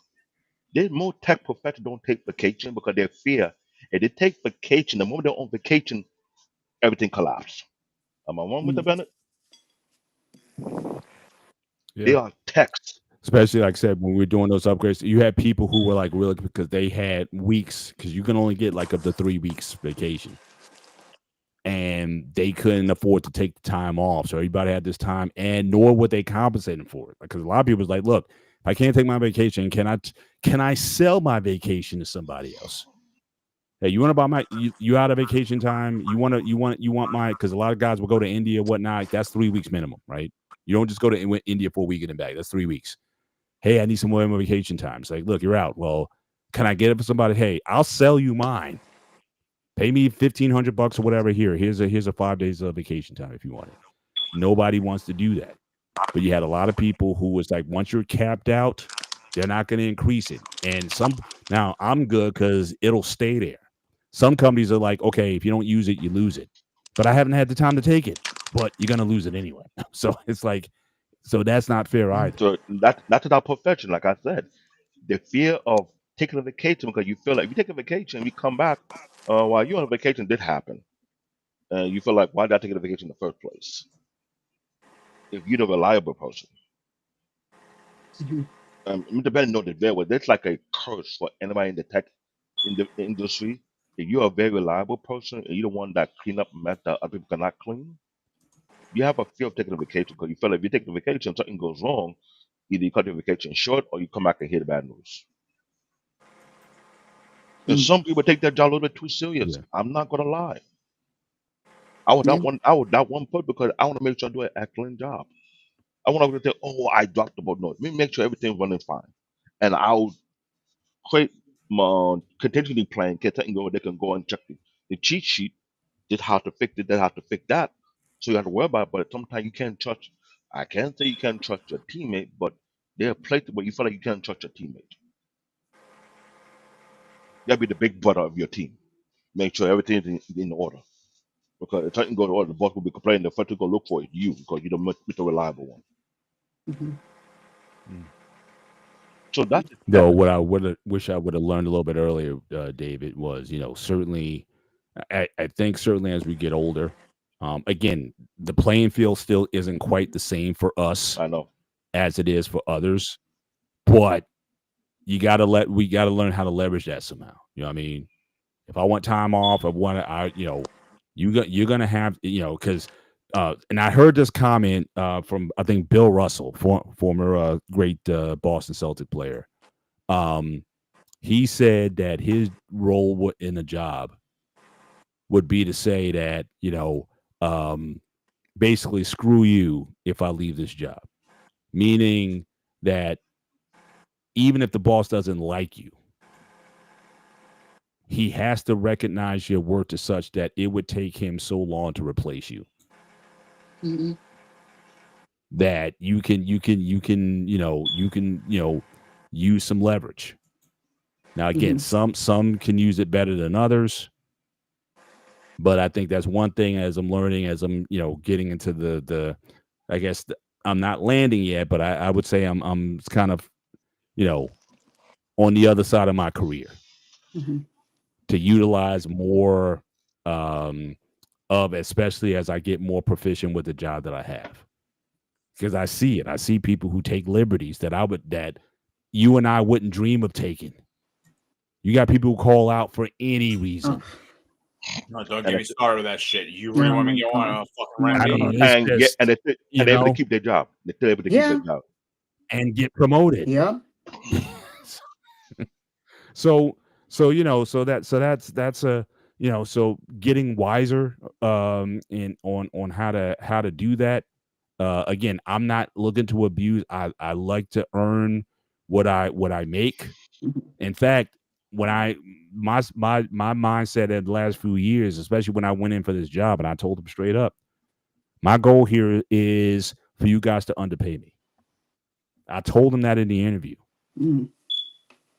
My job is to get you guys to underpay me because I'm going to be so valuable to you that whatever this salary is now that you're giving me that I'm accepting, you'll be like, man, he's underpaid. That's just like I said, that's a swagger, that's an attitude, that's a mindset. That's why I learned everything. Even at my age, a lot of guys they'd be like, "Oh, well, I'm just gonna cruise in to retirement." It's like, nah, I'm still learning. I had to learn some stuff today. Like I'm still. It's like, man, you got to go do. Bring it on. I don't care what it is. If I got to learn it, I got to learn it. Bring it on. Mhm. And so, so again, I'm always you're not gonna you may know more than I do, Mhm. but you're not gonna outwork me. And I'm gonna get if I get an opportunity to know what you know, I'm gonna get it. Mhm. So that's just That's just a mindset and attitude I have. But again, for those of us who've been in corporate, those who've done well and survive, again, I can get into a room with a bunch of guys and guys and women, and we all kind of have the same story. No one gave us anything. More times than not, they doubted what we could do. They had bias against us, and we had to ball out. So Yeah. And not the truth. It's something that we've been dealing with for years. And the fact that we are talking about it right now today is just to let you know there's many of us who will be speaking about. I mean, we did a show before BMU and talk about people in the teaching industry and the education industry, and they walked out because they realized they are pushing themselves beyond the limit, pulling money out of their bank account to buy material for their classroom and getting little in return. It's like being a teacher is no longer rewarded like it used to be anymore. People are walking away with that profession because they got tired and burnt out. We have these type of discussions before. It's just that people are not trying to really wake up and realize, okay, you need to be a level of respect for these such professions. There need to be. But in the environment where you are in, there won't be any. So right now, so since you want to talk about nationality, somebody is running a joke. What if every black man or every black person leave the country, leave the U.S.? What do you think the country gonna be like? What you think is really gonna happen? Will the country survive or last without black people in the country? I see the theory, I laugh about, but here's the problem. Every ethnic group play their part in this nation, one way or the yeah, other. This idea of make the country white again is the most retarded, asinine mentality ever. It needs to stop. and yeah, I'm finding yeah, more and more things have been lied upon because there's a lot of adventure that never been done by white. It's actually by black people. But yeah, white people taking credit for it. Like Mr. Bennett say, we do the work, they take the credit. So how much gaslighting are you going to continue to live by in this nation? yeah, I would like to know. yeah. Then the last thing I'd probably want to say on this issue is I I I have benefited personally, professionally from a diverse workplace. I have. I mean, I literally sit in offices or I've sat in offices with panels that look like this. Folks from the Middle East, folks from India, folks from Asia, folks from Yugoslavia, Macedonia. Hmm. I mean, I've never said thought that me embracing being a black person meant that I got to exclude everybody else. The fact that I'm confident and comfortable in my blackness allows me to explore and take an interest in other people.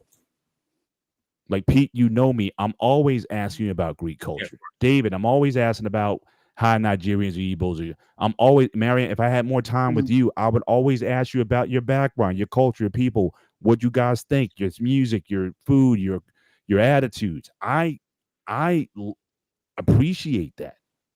So Mhm. when I say I don't see color, yeah, I really I mean I see color, yeah, because I want to know Mhm.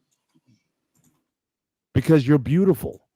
Because it is an expression of the human experience. I want to know how people think and act and have different cultural practices or views than I do. I've gotten I think my humanity has been enhanced Mhm. by being in a culturally diverse environment. And so no, I don't want to necessarily see all black people in one location or all white people or whatever in Mhm. everything. No, I'm big on diversity Mhm. and I have no problem with using diversity as a criteria in hiring. Yes, you want qualified Mhm. people. Yes. But if I can get something from Mariana, if I can get something from Pete, if I can get something from David, and we can learn how to collaborate, celebrate Diwali that's coming up next week, celebrate Nigerian independence, celebrate Greek. Mariana, you got some holidays in your in your culture that are important to you? That's specific. I'm just Yeah. saying, let's do that. I found out there's a restaurant in Times Square called Lagos NYC. So during the Independence Day, they expect you to come in keyword dress code it's elegance. In other I got words, you. Mhm. if you can get that African I got you. outfit, But I'm rent right. it. I'm just saying, yeah. I'm just saying I don't mind celebrating even within a corporate culture. Mhm. I think it is beautiful when we can all recognize and see where we come from and to hear how we got to where we are. And then to realize this is the whole point of the whole gray area show. Mm-hmm. We all come from different places and spaces, but we're here. Mhm. Let's talk about it. Let's celebrate it. Mhm. And I think those teams, I think you're creating better human beings. Because guess what? When you go home, Mariana can say, if you hear something about us and you know that's not correct, Mhm. you can look at me and say, no, that's not true. Because I know Mhm. a Mr. Bennett. I know a Black David. Mhm. No, you're wrong about what you're saying about when your people say stuff about other people. And we all got people who do that. Mhm. I don't think we have to sugarcoat that Mhm. either. No, you're wrong. Someone wants to say something about Nigerians, it's like, nah, hold up. Mhm. Nah, that's a stereotype. No, not all of them like that. Because I know David. And don't tell me about, oh, well, Greeks do this and that. No, I don't want to hear that either. Because I know Pete. So it's what you also bring to your families and the generations that come after you. Mhm. I love going into places where I said Comic Con, and we just talked about that last Mhm. week. Everybody's there. Mhm. Every ethnicity, every color, every sexuality. You may not like all that. I'm just saying it's there. It's everybody. You had people with MAGA hats on, MAGA 47 hats on. You had people probably have no political affiliation whatsoever. Mhm.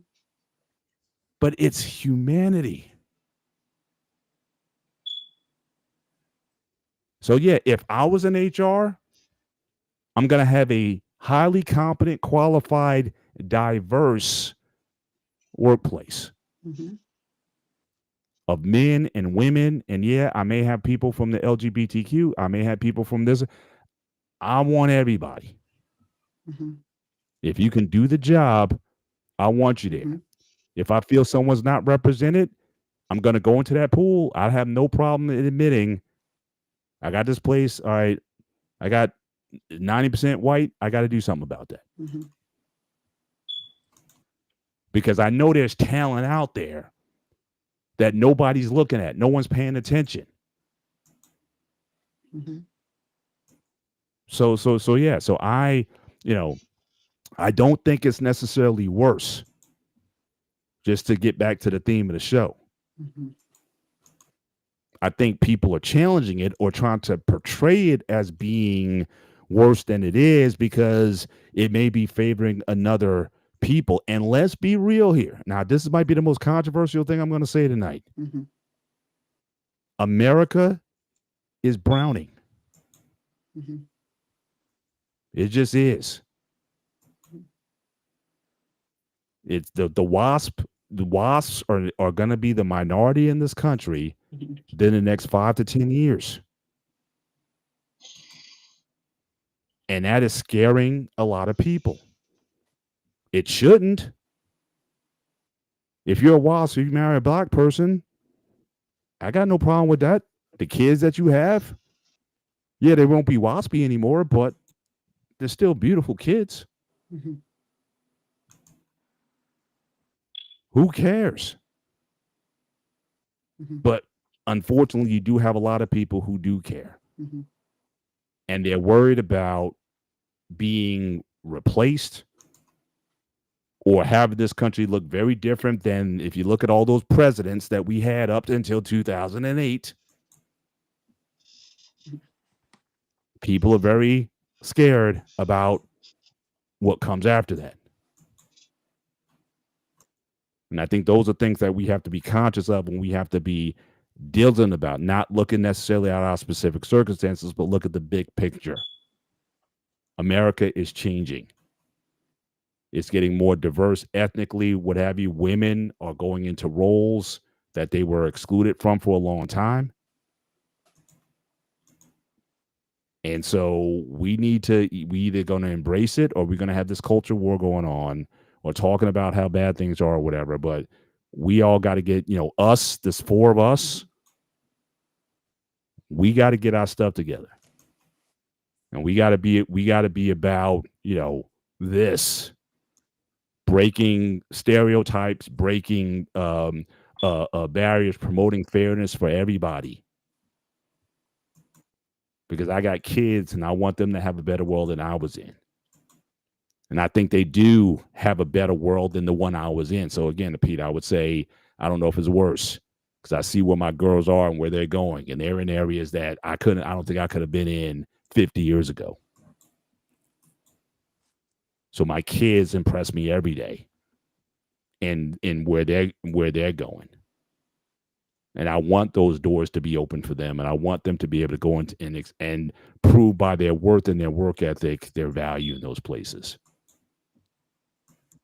So I think in a lot of ways, this is an exciting time to be in, current administration excluded. And so I'm not one of these guys. I don't want to go back to, let's go back to the 90s or back to the 70s or back to the 50s or whatever. No, I ain't going back nowhere.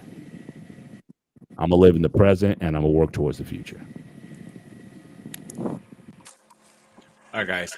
Let's start getting our final thoughts. Dave, you go first. Paul, second. And I think I landed mine, so everybody else go. I'm right. good.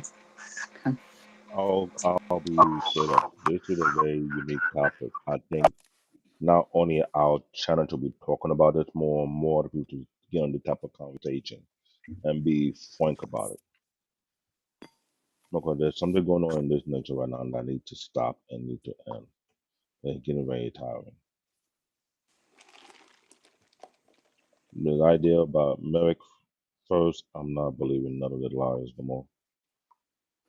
It's not really about merit because if it's really about merit, a lot of qualified people are gotten real job and do the work they're hired to do.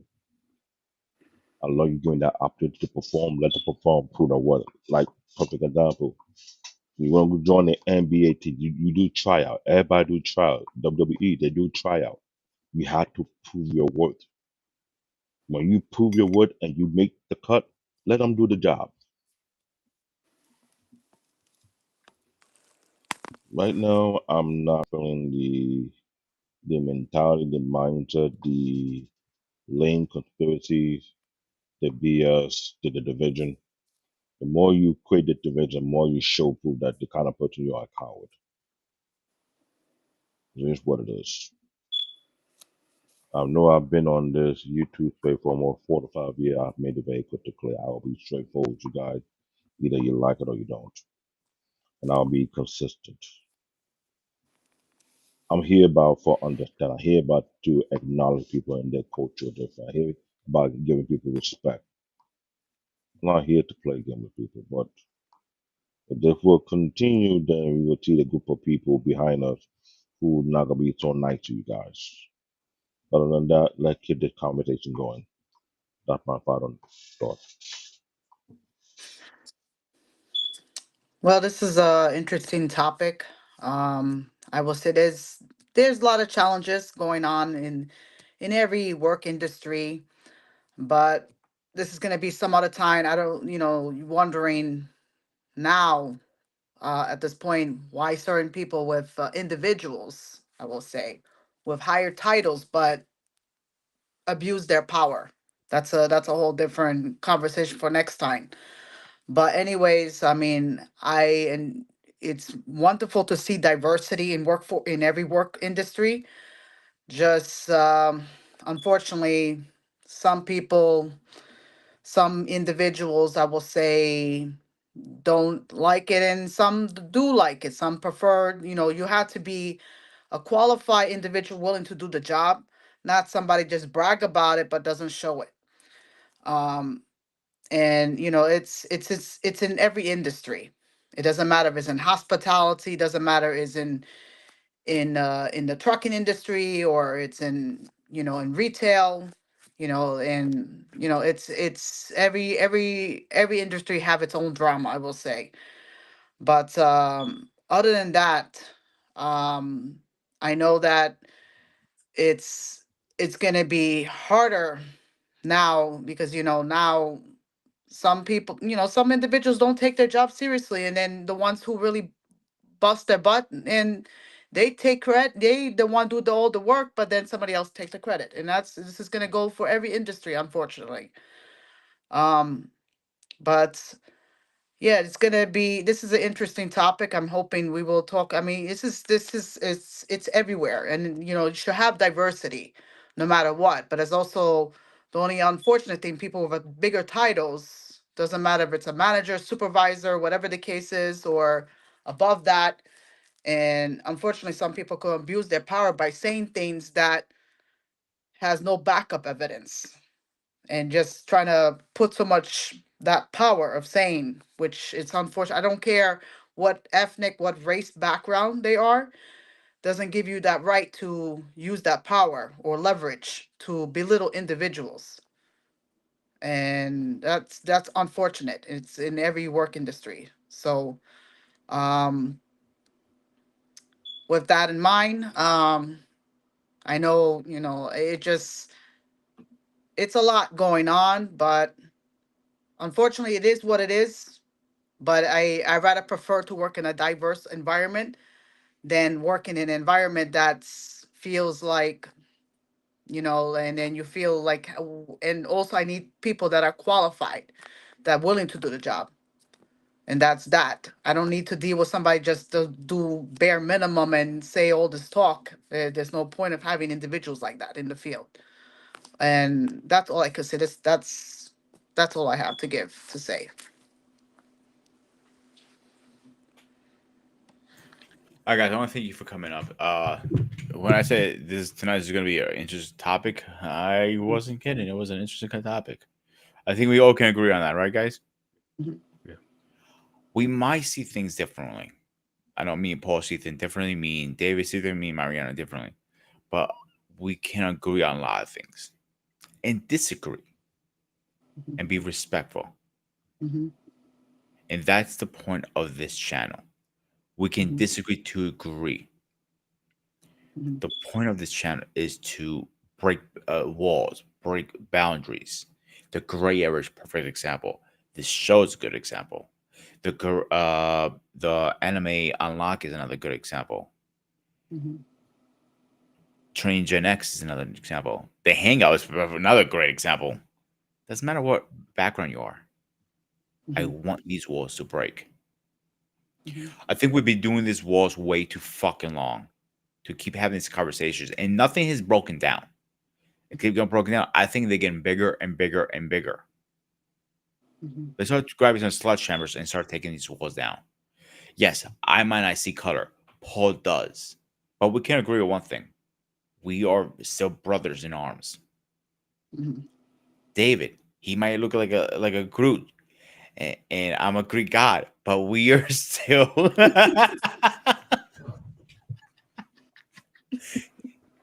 Don't give me that look. Do not you dare give me that look, buddy. You want a banana? you listen. You pound your chest, buddy. You know I'm gonna fuck with you, right? But seriously, we are breaking these walls. So you only have two choices here. You can embrace the walls coming down, or I'm gonna force you to take them down. You can pick one now because I'm tired of this shit. I think we're all we are. David, aren't you tired of this shit? Paul, Mariana, I think I know the answer. Mhm. Yeah. So, as always, the wall will come down. All right, guys, let's go over this quick schedule update because I think I had enough of the stuff. Tomorrow we're having a anime unlock episode. Yeah, it's been a long fucking day. David, you Uh, want to go a brief I'll summary, make it not a short and fucking simple. 20-hour minutes. No, we are reaching another level in the conversation concerning anime manga and what the architect of things. The past couple of episodes, it allowed us to go a little deeper to break down certain things. And what we're going to do in this tomorrow episode, I want you guys to get your ears open, listen to some of the points we put out, and understand there's a unique architect that was created within manga that you always got to find something that fits your taste. And sorry, I'm not the guy for the slice of life, okay? I'm not into the girly stuff there. Like I said, there's something for everybody in anime as well in manga. If you're into detective, um, thriller type of anime, they have something for you there. Are you into the horror? There's something for you. You for the lane comedy, there's something there. It's like there's always a unique lane that fits specific taste. And this way we will take the time and go down into the deep willy nilly and do a breakdown. Because I know last show, and I don't see a lot of people come and watch it, but it's an interesting conversation to do a breakdown based on your unique debate. So this show coming up tomorrow. Get your pen, get your notes ready. Without bringing something concerning anime and manga as well, because they both have a hand in hand and understand why it becoming a growing thing. Shout out to Demon Slayer. If you get to 1 billion, that'll be a shocker. I'm just saying. All right, and Paul, you want to go over your show? Yeah, so on Thursday night on Next Gen Training, we're going to continue in our series on looking for work, seeking jobs, developing your career. We've talked about job hunting. Last week, we talked about resume writing, and we're going to go into the next phase. You get the interview, how to perform and how to do well in the interview. We're going to be talking about that process on Thursday night, Next Gen Training, 9:30 Eastern Standard Time. And we will have a show on Friday with Sean. And on Saturday is going to be Street Fighter versus Mortal Kombat, the Ultimate Fighter game showdown. We did this about a year ago. I think it's time to revisit this because back then we didn't have as many people coming on. The channel was still pretty new at the time. But at this point, I believe we have to revisit it because a little fight in us all. Don't you think, Paul?